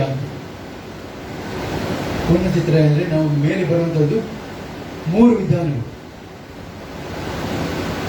ಒಂದನೆಯದು ಇನ್ನೊಬ್ಬರ ಕೆಳಗಾಕಿ ಮೇಲೆ ಬರುವಂಥದ್ದು. ಇದು ಶಾರೀರಿಕ ರೀತಿಯಲ್ಲಿ ಹೋಗ್ತದೆ. ಇನ್ನೊಬ್ಬರು ಕೆಳಗೆ ಹಾಕಿ ನಾನು ಮೇಲೆ ಬರಬೇಕು ಅಂತ. ಏನಾದ್ರಾಗಲಿ ನಾನು ಮೇಲೆ ಬರಬೇಕು, ಅವ್ರ ಕೆಳಗೆ ಹಾಕಿದ್ರೆ ಪರವಾಗಿಲ್ಲ. ಎರಡನೇದಿದೆ ಮಾನವನತೆ ಇದೆ. ನಾನು ಮೇಲೆ ಬರಬೇಕಾದ್ರೆ ಇನ್ನೊಬ್ಬರ ಕೂಡ ಮೇಲೆ ತರಬೇಕು ಅಂತ ಆಸೆ ಇರ್ತದೆ. ಇನ್ನೊಬ್ಬರು ಕೂಡ ಹೆಲ್ಪ್ ಮಾಡಿಕೊಂಡು ಅವರು ಕೂಡ ಮೇಲೆ ತರ್ತಾ ನಾನು ಕೂಡ ಮೇಲೆ ಬರಬೇಕಂತ ಆಸೆ ಕೂಡ ಹೇಳ್ತಾರೆ. ಆದರೆ ಉತ್ತಮೋತ್ತಮವಾದದ್ದು ಆತ್ಮೋನ್ನತಿ. ಆತ್ಮೋನ್ನತಿ ಅಂದ್ರೆ ನಾನು ಕೆಳಗೆ ಬಿದ್ದರೂ ಪರವಾಗಿಲ್ಲ, ಇನ್ನೊಬ್ಬರ ಮೇಲೆ ತಂದೆ ತರ್ತೇನೆ ಅಂತ ಹೇಳುವಂಥದ್ದು ಉಂಟಲ್ಲ, ಇದು ಆತ್ಮೋನ್ನತಿ ಕಾರಣ. ಒಬ್ರು ಯೇಸು, ಮತ್ತೆ ಇನ್ನೊಂದು ನಾವು ನೋಡ್ತೇವೆ ಪೌಲ್. ಪೌಲ್ ಎಷ್ಟು ಮಾಡಿದ ಅವರು ಹೇಳ್ತಾನೆ, ರೋಮನ್ 7 9th ಚಾಪ್ಟರ್ ಬರಬೇಕು, ತೆಗೆದ್ಬೇಡ, 9th ಚಾಪ್ಟರ್ ಬರೋ ಹೇಳ್ತಾನೆ, ಈ ಯಹೂದ್ಯರನ್ನು ಕ್ರಿಸ್ತನಿಗೋಸ್ಕರ ಸಂಪಾದಿಸುವುದಕ್ಕಾಗಿ ಒಂದು ವೇಳೆ ನಾನೇ ಶಾಪಗ್ರಸ್ತನಾದರೂ ಆಗಲು ಒಪ್ಪಿಕೊಂಡೇನು ಅಂತ ಹೇಳ್ತಾನೆ.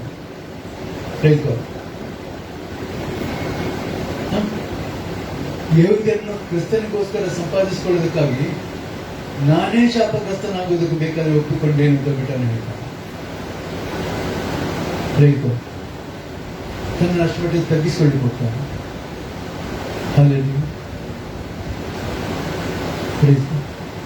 ನಿಜವಾಗಿ ಪ್ರಿಯರೇ, ನಮ್ಮ ಆತ್ಮಿಕ ಜೀವಿತ ಅಂತ ನಾವು ಹೇಳುವಾಗ ನಾವು ಹಲವಾರು ಘಟ್ಟಗಳನ್ನ ಹಾದು ಹೋಗ್ತಾ ಇರ್ಬೇಕಾದ್ರೆ ಕೆಲವು ಸಂಗತಿಗಳನ್ನ ಕಲಿತಾ ಹೋಗ್ಬೇಕಾಗ್ತದೆ.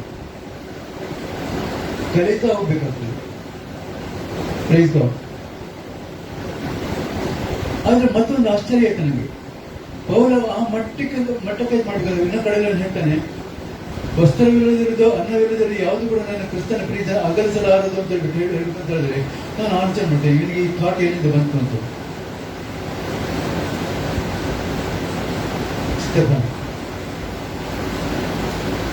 ಯಾರನ್ನು ಸಾಯಿಸೋಕೋಸ್ಕರ ಅವನ ಕಾವಲು ಕಾದ್ಕೊಂಡು ಕೂತಿದ್ನೋ, ಕಲ್ಲು ಹೊಡಿತಿರುವಾಗ ಕೂತಿದ್ನೋ, ಅದೇ ಸೌಲ ತಪ್ಪನ ಕತ್ತ ಪಾಠ ಏನಂದ್ರೆ ಆಲೋಚನೆ ಮಾಡಿದವನು ಸ್ಟೆಫನ್ ಅಷ್ಟು ಪೆಟ್ಟು ತಿಂದರೂ ಕೂಡ ಮಾತನಾಡಲಿಲ್ಲ. ಯಾಕೆ? ಅದನ್ನ ಆಲೋಚನೆ ಮಾಡಿ. ಏನ್ ಇಂಪಾರ್ಟೆಂಟ್ ಇತ್ತು? ಕ್ರಿಸ್ತನ್ ಇಂಪಾರ್ಟೆಂಟ್ ಆಗ. ಆ ಕ್ರಿಸ್ತನ ನಿಮಿತ್ತವಾಗಿ ತಾನು ಅಷ್ಟು ಬಾಧೆ ಪಡಿಸಿದಾಗ ಕೂಡ ಅವರು ಮಾತನಾಡಲಿಲ್ಲ. ಕಡೆಗೆ ಹೇಳ್ತಾರೆ, ಅವರನ್ನು ಕ್ಷಮಿಸುವಂತ ಬಿಟ್ಟು ಬರುತ್ತೆ ದೇವರು ಹೇಳ್ತಾನೆ. ನನಗೆ ಕ್ರಿಸ್ತನ ಸ್ವಭಾವ ಸ್ಟೆಫನ ಪೂರ್ಣವಾಗಿ ಬಂದಿದ್ದು ನಾವು ಅದನ್ನೇ ಅವನು ಪ್ರಾಕ್ಟೀಸ್ ಮಾಡ್ಕೊಂಡು. ಅದಕ್ಕೆ ಅಂತ ಒಂದು ಸೇವಕ ಹೇಳ್ತಾನೆ, ನಾನು ಇಬ್ರಿಯನ್ನು ಯಹೂದ್ಯ ಮತಾವಲಂಬಿಯು ಧರ್ಮಶಾಸ್ತ್ರವನ್ನು ಅನುಸರಿಸಿ ನೋಡಿದ್ರೆ ನಾನು ನಿರ್ದೋಷ ಅಂತ ಹೇಳುವಂತ ಗಟ್ಟಿ ಮನುಷ್ಯ. ಅದೇ ರೋಮನ್ಸ್ 9 ಹೇಳ್ತಾನೆ, ಯಹೂದ್ಯರಿಗೆ ಸಂಪಾದಿಸೋಸ್ಕರ ನಾನು ಶಾಪಗ್ರಸ್ತನಾಗಲು ಒಪ್ಪಿಕೊಂಡೇನೆ ಅಂತ ಹೇಳ್ತಾನೆ. ತಿಮ್ಮತಿಗೆ ಬರುವಾಗ ಹೇಳ್ತಾನೆ, ಆ ಮಹಾದೇವರು ಕರುಣಿಸಿದ ವೇಳೆಯಲ್ಲಿ ನಾನೇ ಮುಖ್ಯ ಪಾಪಿ ಅಂತ. ಮುಂಚೆ ಏನ್ ಹೇಳ್ಕೊಂಡಿದ್ದ? ಧರ್ಮಶಾಸ್ತ್ರ ಅನುಸರಿಸಿ ನೋಡಿದ್ರೆ ನಾನು ನಿರ್ದೋಷಿ ಅಂದ್ರೆ ಮುಂದೆ ಸಮಯಕ್ಕೆ ಸಾಹಿತ್ಯದ್ರು ಕೂಡ ಅವನಿಗೆ ಪರಲೋಕ ಗ್ಯಾರಂಟಿ ಇತ್ತು. ದೇವರು ಹೊರಗೆ ನೋಡಿ ಸಾಧ್ಯ ಆಗ್ತಿರ್ಲಿಲ್ಲ. ಯಾಕೆ? ಧರ್ಮಶಾಸ್ತ್ರ ಪ್ರಕಾರ ನಿರ್ದೋಷಿ. ಆದ್ರೆ ಈಗೇನು ಹೇಳ್ತಾನೆ, ಕ್ರಿಸ್ತನನ್ನು ಅರಿತುಕೊಂಡು ಕ್ರಿಸ್ತನನ್ನು ತಿಳಿದುಕೊಂಡು ಅವನು ಕ್ರಿಸ್ತನ ಸ್ವಾರೂಪಿಯನ್ನು ಪಡ್ಕೊಂಡ ಮೇಲೆ ಅವನು ಹೇಳ್ತಾ ಇದ್ದಾನೆ, ಆ ಮಹಾದೇವರು ಕರುಣಿಸಿದವರು ನಾನೇ ಮುಖ್ಯ ಪಾಪ ಇದ್ದೇನೆ. ಅಷ್ಟೇ ಕೆಳಗೆ ಕ್ರಿಶ್ಚಿಯನ್ ಲೈಫ್, ಕ್ರಿಸ್ತಿಯ ಜೀವಿತ ಅಂತ ಹೇಳುವಾಗ ಅವರಿಗೆ ಕಲಿಬೇಕಾದದ್ದು ಕ್ರಿಸ್ತನ ಸ್ವಭಾವವನ್ನು ಅಳವಡಿಸಿಕೊಳ್ಳುವುದು. ಕ್ರಿಸ್ತನ ಸ್ವಭಾವವನ್ನು ಅಳವಡಿಸಿಕೊಳ್ಳಿಲ್ಲದ್ರೆ ನಾವು ಕ್ರೈಸ್ತರಲ್ಲ.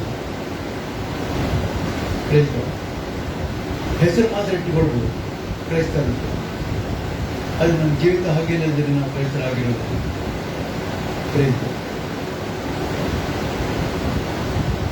ಮತ್ತೆ ಇನ್ನೊಂದು ಸಂಗತಿ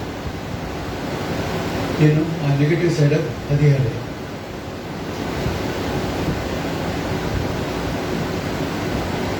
ತೀರ್ಪು ಮಾಡಬೇಕು.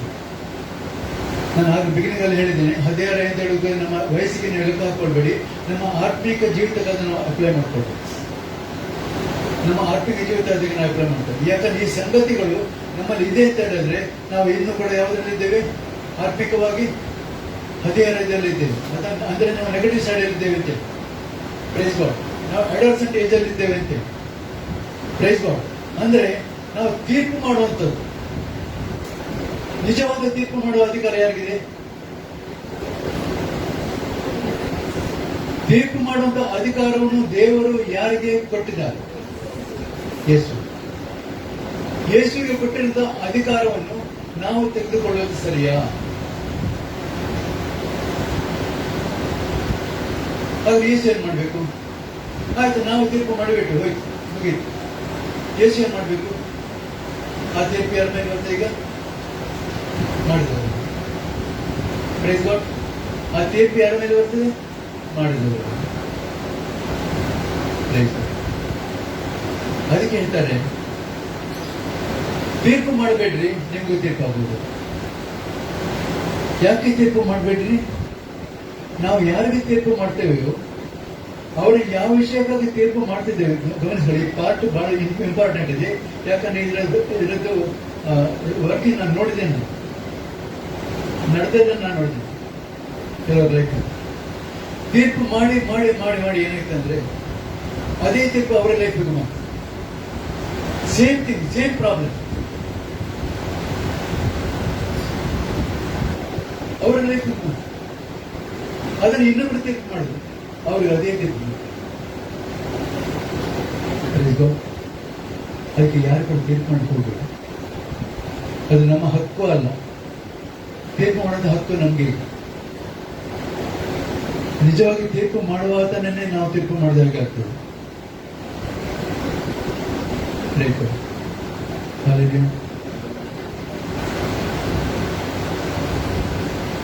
ಏನು ಹಾಗೆ ಸುಮಾರು ವಿಷಯಗಳುಂಟು. ಬೇರೆ ಬೇರೆಯವರ ವಿಷಯದಲ್ಲಿ ತಲೆ ತೋರಿಸುವಂಥದ್ದು, ಮೂಗು ತೋರಿಸುವಂಥದ್ದು, ಹಾಗೆ ಕೆಲವು ವಿಷಯಗಳೆಲ್ಲ ಉಂಟು. ಅದೆಲ್ಲ ಪಡ್ಕೊಂಡು ಹೋಗುದಿಲ್ಲ. ಇನ್ನು ಕೊನೆಯದಾಗಿ time okay, you are okay.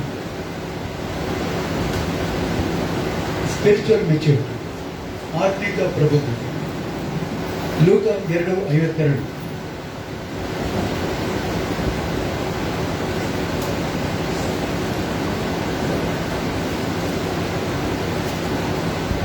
ಯೇಸು ಜ್ಞಾನದಲ್ಲಿಯೂ ದೇಹ ಬಲದಲ್ಲಿ ವೃದ್ಧಿಯಾಗುತ್ತಾ ಬಂದನು. ಇದಲ್ಲದೆ ದೇವರ ಮತ್ತು ಮನುಷ್ಯರ ದಯೆಯು ಆತನ ಮೇಲೆ ಹೆಚ್ಚಾಗುತ್ತಾ ಬಂತು. ಯೇಸು ಜ್ಞಾನದಲ್ಲಿ ದೇಹ ಬಲದಲ್ಲಿ ವೃದ್ಧಿಯಾಗ್ತಾ ಬಂತು.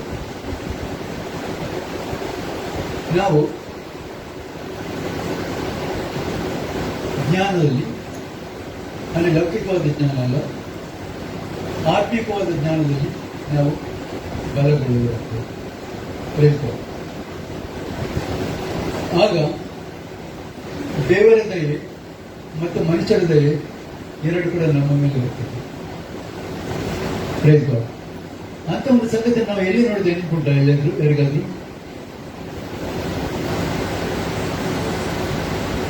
ದಾನಿಯೇಲನ.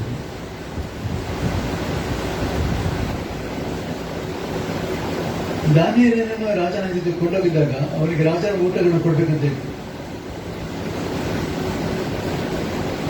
ಆದರೆ ಅವನು ಮತ್ತು ಅವನ 3 ಮಂದಿ ಫ್ರೆಂಡ್ಸ್ ಅವರು ಹೇಳ್ತಾರೆ, ಈ ಆಹಾರ ನಮಗೆ ಬೇಡ,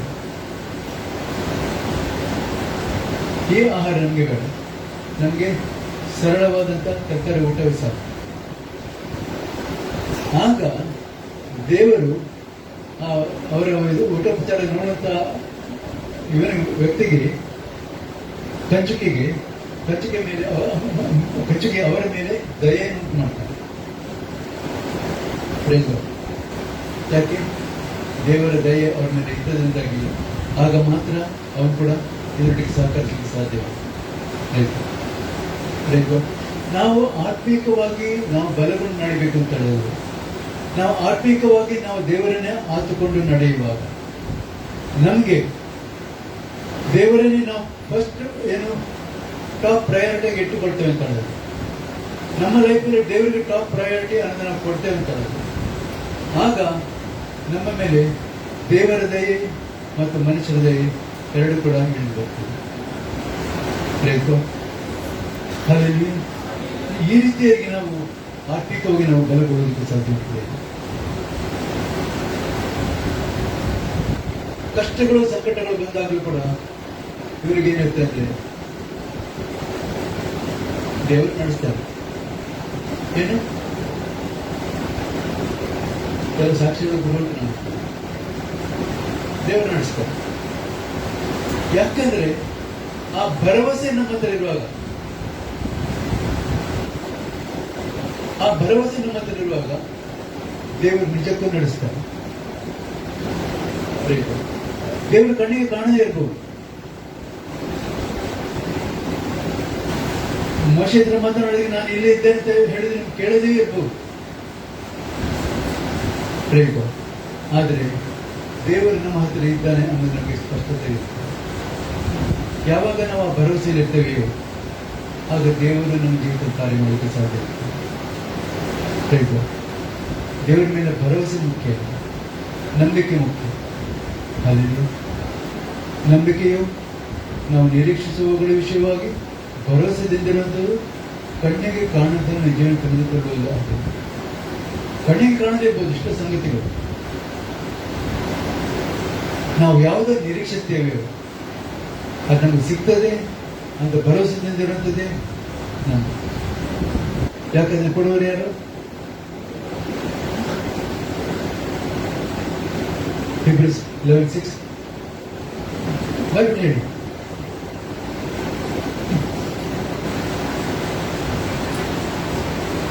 ದೇವರು ಇದ್ದಾನೆ ಮತ್ತು ಹುಡುಕೋರಿಗೆ ಪ್ರತಿಫಲನ ಕೊಡುತ್ತಾನೆ ಎಂದು ನಂಬುವುದು ಅವಶ್ಯ. ಯಾವಾಗ ಆ ನಂಬಿಕೆ ನಾವು ನಿಲ್ತೇವೆಯೋ ಆಗ ದೇವರು ನಮ್ಮ ಸಂಗಡ ಇರ್ತಾನೆ, ಗ್ಯಾರಂಟಿ. ಕಣ್ಣಿಗೆ ಕಾಣದೇ ಇದ್ರು ಕೂಡ ಇದ್ದಾನೆ. ನಾವು ಎಲ್ಲಿಗೆ ಹೋಗೋದ್ರು ಇದ್ದಾನೆ. ಆಮೇಲೆ ದೇವರು ಕಾರ್ಯ ಮಾಡ್ತಾನೆ ಅನ್ನೋ ಭರವಸೆ. ಯೆಹೋಶುವ 14:10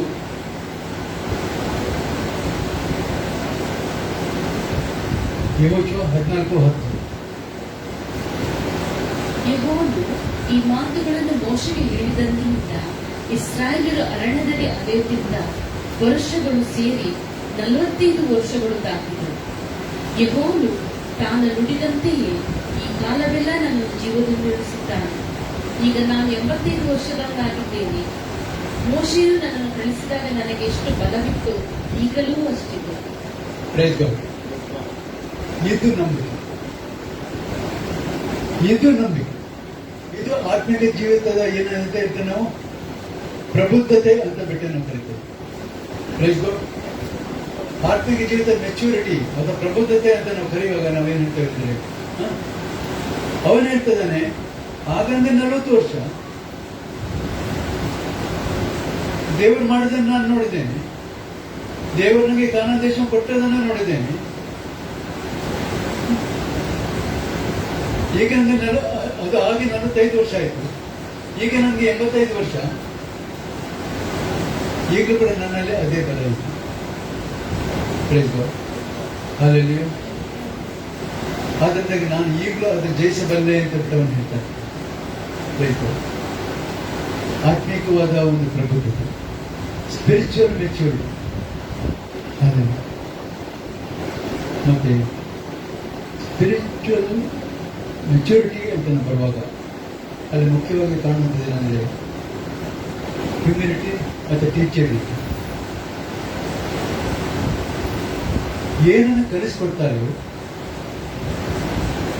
ಏನು ನಮಗೆ ತಿಳಿ ಹೇಳ್ತಾರೆಯೋ ಅದನ್ನು ರಿಸೀವ್ ಮಾಡುವಂಥ, ಅದನ್ನು ರಿಸೀವ್ ಮಾಡುವಂಥ ಮನಸ್ಸು ನಮಗೆ. ಮತ್ತೊಂದು ನಮ್ಮ ಹತ್ರ ತಗ್ಗಿಸ್ಕೊಳ್ಳುವುದಿಲ್ಲ.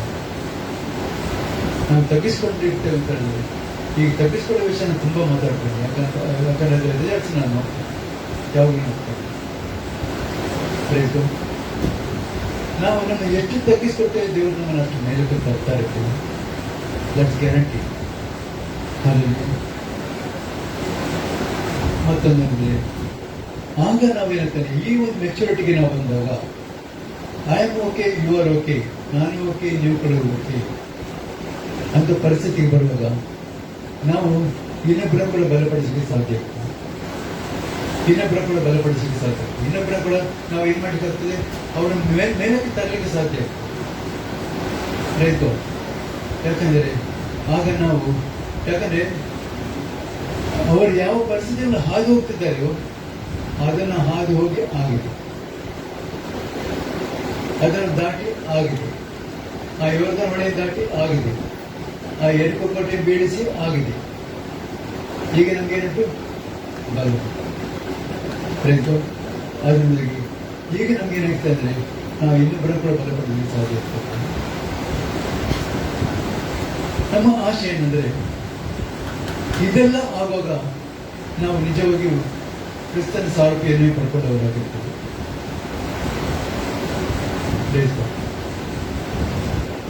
ಆರ್ಥಿಕ ವ್ಯಕ್ತಿಯ ಕೆಲವು ಕ್ಯಾರೆಕ್ಟರಿಸ್ಟಿಕ್ಸ್ ನಾವು ಸ್ಟಡಿ ಮಾಡುವಂಥದ್ದು.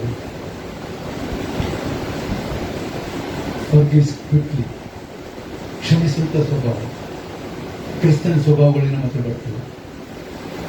ಆದರೆ ಕ್ರಿಸ್ತನ ಸ್ವಭಾವ ನಮ್ಮಲ್ಲಿ ಬರುವಾಗ ನಾವು ಯಾರನ್ನು ಕೂಡ ಕ್ಷಮಿಸಲಿಕ್ಕೆ ಸಾಧ್ಯ ಇರ್ತದೆ. ಆಮೇಲೆ ಯಾವಾಗಲೂ ಕೂಡ ನಾವು ಆತ್ಮನೆಯನ್ನು ನಡೆಸಲ್ಪಡುವುದು. ಇಮೋಷನಲ್ ಅಥವಾ ಇನ್ನೊಬ್ಬರ ಮಾತುಗಳು ನಮ್ಮನ್ನು ನಡೆಸುವಂಥದ್ದನ್ನು ಆತ್ಮನಲ್ಲೇ ನಡೆಸಲ್ಪಡುವಂಥದ್ದು. ಮತ್ತೆ ಕರೆಕ್ಷನ್ಸ್ ಹೇಳಿದ್ರೆ ಅದನ್ನು ಅಕ್ಸೆಪ್ಟ್ ಮಾಡ್ಕೊಳ್ಬೇಕು, ಒಪ್ಪಿಕೊಳ್ಬೇಕು. ಯಾವಾಗ ನಾವು ಒಪ್ಪಿಕೊಳ್ಳಿಕ್ಕೆ ಹೋಗ್ತೇವೆಯೋ ಆಗ ನಾವು ಬೆಳೀಲಿಕ್ಕೆ ಸಾಧ್ಯ ಆಗ್ತದೆ ಆತ್ಮಿಕವಾಗಿ.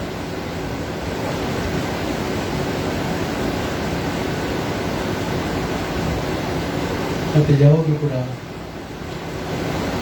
ವಾಕ್ಯ ಹೇಳ್ತಲ್ಲ, ಪರಲೋಕ ಭಾವದವರಾಗಿರೋದು. ಪರಲೋಕ ಭಾವದವರಾಗಿರೋದಂದ್ರೆ ನಾವು ಇಲ್ಲಿದ್ದುಕೊಂಡೇ ನಾವು ಪರಲೋಕ ನೋಡುವವರಾಗಿರೋದು. ಪರಲೋಕ ನಮ್ಮ ಕಣ್ಣ ಮುಂದೆ ಕಾಣ್ತಾ ಇತ್ತು. ಯಾಕೆ? ಪರಲೋಕದಲ್ಲಿ ಏನುಂಟು? ಅಲ್ಲಿ ಪ್ರೀತಿ, ಸಮಾಧಾನ, ಸಂತೋಷ, ತಾಳ್ಮೆ, ಎಲ್ಲ ಒಳ್ಳೆಯ ಫಲಗಳು ಅಲ್ಲಿ, ಅದು ನಮ್ಮಲ್ಲಿ ಕಾಣ್ತದೆ. ಆಗ ಮಾತ್ರ ನಾವು ಆತ್ಮಿಕವಾಗಿ ನಾವು ಬೆಳೆದಿದ್ದೇವೆ ಅಂತ ಹೇಳ್ಬಿಟ್ಟು ನಾವು ಹೇಳೋದು ಬೇಡ, ಇನ್ನೊಬ್ರು ಹೇಳ್ತಾರೆ. ನಮ್ಮನ್ನ ಹೊಗಳಿಸ್ಕೊಳ್ಳೋದಕ್ಕೆ ಅವಕಾಶ ಇಲ್ಲ, ಆದರೆ ಇನ್ನೊಬ್ರು ಹೇಳ್ತಾರೆ. ಇನ್ನೊಬ್ರು ಹೇಳುವಾಗ ಅದರಲ್ಲಿ ಯಾರಿಗೆ ಮಹಿಮೆ ಆಗ್ತದೆ? ಹೀಗಾದರೆ ಜನರು ನಿಮ್ಮ ಒಳ್ಳೆ ಕ್ರಿಯೆಗಳನ್ನು ನೋಡಿ ಪರಲೋಕದಲ್ಲಿರುವ ತಂದೆಯನ್ನು ಕೊಂಡಾಡುವುದು ಅಲ್ವಾ? ಪರಲೋಕ ತಂದೆಯನ್ನು ಕೊಂಡಾಡಬೇಕಾದ್ರೆ ಅದು ಎಲ್ಲಿಂದ ಬರಬೇಕು? ನಮ್ಮ ಒಳಗಿಂದ. ನಮ್ಮ ಜೀವಿತ ಏನಾಗಬೇಕು? ಹೆಚ್ಚಿನ ಸ್ಟೆಪ್ಗಳು ಬೈ ಸ್ಟೆಪ್ ನಾವು ಮೇಲೆ ಹೋಗ್ತಾ ಇದ್ದೇವೆ. ಎಲ್ಲಿಗೆ ಹೋಗ್ಬೇಕಂದ್ರೆ ನಾವು ಒಂದು ಆತ್ಮೀಕವಾದ ಒಂದು ಏನಾಗ್ತದೆ, ಒಂದು ಪರಿಪೂರ್ಣತೆ, ಕ್ರಿಸ್ತನ ಸಾರೂಪ್ಯಕ್ಕೆ ಬೆಳೀತವೆ. ಕ್ರಿಸ್ತನ ಸಾರೂಪ್ಯಕ್ಕೆ ಬರೋದಂದ್ರೆ ಆತ್ಮಿಕವಾದ ಪರಿಪೂರ್ಣತೆ ಉಂಟಾಗ್ತದೆ. ಅಲ್ಲಿ ಯಾವುದೇ ದೋಷ ಕಾಣುವಂಥದ್ದು ಬೆಳೀತವೆ. ಅಲ್ಲಿ ಹೀಗೆ ಆಗುವಾಗ ನಮ್ಮ ಲೈಫು ದೇವರಿಗೆ ಮೆಚ್ಚುಗೆಯಾದಂಥ ಲೈಫ್ ಆಗುತ್ತೆ. ದೇವರು ನಮ್ಮಲ್ಲಿ ಸಂತೋಷಿಸ್ತಾರೆ. ಎಷ್ಟು ಮಂದಿ ಮನಸ್ಸುಂಟು ದೇವರು ನಮ್ಮಲ್ಲಿ ಸಂತೋಷಿಸಬೇಕು ಅಂತ? ನೋಡಿ, ನಿಮ್ಮ ಕೈಗಳನ್ನು ದೇವರು ನೋಡಿದ್ದಾರೆ, ದೇವರು ನೋಡಿದ್ದಾರೆ. ಆಮೇಲೆ ಹೇಳಿ ನೋಡೋಣ. ಸ್ತೋತ್ರ ಸ್ವಾಮಿ, ಸ್ತೋತ್ರ ತಂದೆಯ ದೇವರಿಗೆ ಸ್ತೋತ್ರ. ನಮ್ಮ ರಕ್ಷಕನಾಗಿರುವ ಯೇಸುವಿನ ಸ್ತೋತ್ರ. ನಮ್ಮನ್ನು ನಿತ್ಯವೂ ನಡೆಸುವಂತ ದೇವರೇ, ನಮ್ಮೊಳಗೆ ವಾಸ ಮಾಡುವಂತ ದೇವರೇ, ಪರಿಶುದ್ಧಾತ್ಮನ ಸ್ತೋತ್ರ. ಒಳ್ಳೆಯ ದೇವರೇ ನಿಮ್ಗೆ ಸ್ತೋತ್ರ ಸಲ್ಲಿಸ್ತೇವೆ ಸ್ವಾಮಿ. ಅಪ್ಪ ಹೌದು ಸ್ವಾಮಿ ಕರ್ತನೆ, ಅಪ್ಪ ಈ ವಾರದ ಮೊದಲನೇ ದಿನದಲ್ಲಿ ಕರ್ತನೆ, ಅಪ್ಪ ನಿಮ್ಮ ಆನಂದದಲ್ಲಿ ಸೇರಿ ಬಂದು ಕರ್ತನೆ, ನಾವು ನಿಮ್ಮನ್ನು ಕರ್ತನೆ ನಿಮ್ಗೆ ಯೋಗ್ಯವಾದ ರೀತಿಯಲ್ಲಿ ನಾವು ಆರಿಸಲಿಕ್ಕಾಗಿ ಸಹಾಯ ಮಾಡಿದ್ದೀರಿ ಸ್ವಾಮಿ. ಸ್ತೋತ್ರ. ವಾಕ್ಯ ಭಾಗದಲ್ಲಿ ಹುಡುಕೋದು ನಮ್ಮ ಸಭೆಯಲ್ಲಿ ಮಾತನಾಡಿದ್ದೀರಿ ದೇವರು, ಅದಕ್ಕಾಗಿ ನಿಮ್ಮ ಸ್ತೋತ್ರ ಸಲ್ಲಿಸಿದ್ದೇವೆ. ಹೌದು ಸ್ವಾಮಿ ಕರ್ತನೆ, ಅಪ್ಪ ನಾವು ಇನ್ನೂ ಕೂಡ ಕರ್ತನೆ ಎಳೆ ಮಕ್ಕಳ ಹಾಗಿರದೆ ಕರ್ತನೆ ನಾವು ಆತ್ಮೀಯವಾಗಿ ನಾವು ಅಭಿವೃದ್ಧಿ ಹೊಂದಿದವರಾಗಿ, ಬಲ ಹೊಂದಿದವರಾಗಿ ಕರ್ತನೆ ಇತರರನ್ನು ಕೂಡ ಕರ್ತನೆ ನಿಮ್ಮ ರಾಜ್ಯಕ್ಕೆ ಬರುವವರಾಗುವಂತೆ, ಅಪ್ಪ ನಿಮ್ಮ ಸನ್ನಿಧಾನಕ್ಕೆ ತರಲಿಕ್ಕೆ ಸಾಧ್ಯವಾಗುವಂತೆ ನಮ್ಮನ್ನು ಕರುಣಿಸಿ ನಡೆಸ್ಕೊಳ್ಬೇಕಾಗುತ್ತಿದ್ದೇವೆ. ನಮ್ಮ ಜೀವಿತ ಕರ್ತನೆ ನಿಮಗೆ ಸಮರ್ಪಕವಾದ, ನಿಮಗೆ ಮೆಚ್ಚಿಕೊಳ್ಳುವಂಥ ಜೀವಿತವಾಗಿರುತ್ತೇವೆ ದೇವರೇ. ಅಪ್ಪ ನಮ್ಮನ್ನು ಇತರರು ನೋಡುವಾಗ ಇವರು ನಿಜವಾಗಿ ಇವರು ಕ್ರಿಸ್ತನವರು ಅಂತ ಹೇಳಿಕೊಂಡು ಅವರು ಕೂಡ ನಮ್ಮನ್ನು ಹಿಂಬಾಲಿಸುವವರಾಗುವಂತೆ ಕರ್ತನೆ, ಅಪ್ಪ ನಿಮ್ಮ ಕರ್ತನೆ ನಿಮ್ಮ ಕರ್ತನೆ ಜ್ಯೋತಿರ್ಮಂಡಲಗಳಲ್ಲಿ ನಮ್ಮನ್ನು ರೂಪಿಸಿ ನಡೆಸ್ಕೊಳ್ಬೇಕಾಗುತ್ತೆ ದೇವರು. ನಾವು ಹೋಗೋಲಿಕ್ಕಂತ ನಿಮ್ಮ ಬೆಳಕು ಹೊಳೆಯಲಿ ಸ್ವಾಮಿ. ನಾವು ಹೋಗುವಂಥ ಕಡೆಗಳಲ್ಲಿ ನಿಮ್ಮ ಸಾಕ್ಷಿ ಬರಲಿ ಸ್ವಾಮಿ. ನಾವು ಹೋಗುವಂಥ ಸ್ಥಳಗಳ ಕರ್ತನೆ ಕ್ರಿಸ್ತನ ಪರಿಮಳ ಕರ್ತನೆ ನಮ್ಮ ಮೂಲಕ ಹೊರಸೂಸಲಿ ಸ್ವಾಮಿ ಕರ್ತನೆ. ನಮ್ಮ ಜೀವಿತ ಕರ್ತನೆ ಅದು ನಿಮ್ಮ ಮಹಿಮೆಯಾದ ಒಂದು ಜೀವಿತ ಕರುಣಿಸಿ ನಡೆಸ್ಕೊಳ್ಬೇಕಾಗುತ್ತೆ ದೇವರಿನ ಸ್ತೋತ್ರ. ದೇವರೇ ಅಪ್ಪ, ಈ ಮುಂಜಾನೆ ಕರ್ತನೆ ನಿಮ್ಮ ಪರಿಶುದ್ಧ ಸಂಧ್ಯಾಗ ಕಳೆದುಕೊಟ್ಟಂತ ಕೃಪೆಗಾಗಿ ಸ್ತೋತ್ರ. ನಮ್ಮ ಪ್ರಾರ್ಥನೆ ಲಾಲಿಸಕ್ಕೆ ಸ್ತೋತ್ರ. ಸದಸ್ಯರ ಬಿಡುಗಡೆ ಮಾಡೋದಕ್ಕಾಗಿ ಸ್ತೋತ್ರ ಸಲ್ಲಿಸಿದ್ದೇವೆ ಕರ್ತನೆ. ಈ ವಾಕ್ಯವನ್ನು ಕೇಳಿದ ಪ್ರತಿಯೊಬ್ಬರು ಮತ್ತು ಆನ್ಲೈನ್ ನೋಡ್ತಿರುವಂತವರು ಮತ್ತು ದೇವರ ಕರ್ತನೆ ಇನ್ನು ಮುಂದಕ್ಕೆ ಯೂಟ್ಯೂಬ್ನ ನೋಡುವವರನ್ನು ಕೊಡ್ಕೊಳ್ತೇನೆ. ನೀವು ಆಚರಿಸಿ ಅವ್ರಿಗೆ ಆತ್ಮೀಯ ಜೀವಿತ ಎಲ್ಲ ಫಲಗಳನ್ನು ಅವ್ರು ತುಂಬಿಸಿ ನಡೆಸ್ಕೊಳ್ಬೇಕಾಗಿರ್ತಿದ್ದಾರೆ. ಅವ್ರ ಕುಟುಂಬ ಜೀವಿತವನ್ನು ಆಶೀರ್ಬೇಕಾಗಿರ್ತಿದ್ದಾರೆ. ನಿಮ್ಮ ಮಹಿಮೆ, ನಿಮ್ಮ ಪ್ರಭಾವ ಅಪ್ಪ ನಮ್ಮೆಲ್ಲರ ಜೊತೆಯಲ್ಲೂ ಇದನ್ನು ನೋಡ್ತಿರೋದು ಪ್ರತಿಯೊಬ್ಬರ ಜೊತೆಯಲ್ಲೂ ಕರ್ತನೆ ನಿತ್ಯವೂ ಇದ್ದುಕೊಂಡು ಕರ್ತನೆ ನಿಮ್ಮ ನಾಮವನ್ನು ಮಹಿಪಡಿಸಿಕೊಳ್ಳುವುದಾಗಿರುವುದು ದೇವರು. ನಮ್ಮನ್ನೆಲ್ಲ ನಿಮ್ಮ ಕೃಪಾದ ಕೊಟ್ಟಿದ್ದೇವೆ. ಮುಂದಿನ ಭಾಗದಲ್ಲೇ ನಮ್ಮನ್ನು ನಡೆಸಿಕೊಳ್ಳು ಸ್ವಾಮಿ. ಘನಮಾನ ಮಹಿಮೆ ಸ್ತೋತ್ರವನ್ನು ನಿಮಗೆ ಸಮರ್ಪಿಸ್ತೇವೆ. ಪ್ರಾರ್ಥನೆ ಪ್ರಭು ಕುಮಾರ ನಮ್ಮ ರಕ್ಷಕನ ಒಡೆಯನೂ ಆದ ಯೇಸು ಕ್ರಿಸ್ತನ ಪರಿಶುದ್ಧವಾದ ಹೆಸರಲ್ಲಿ ಬೇಡಿ ಹೊಂದಿದ್ದೇವೆ. ಪ್ರೀತಿಯುಳ್ಳ ಪರಲೋಕದ ನಮ್ಮ ತಂದೆ. ಆಮೆನ್.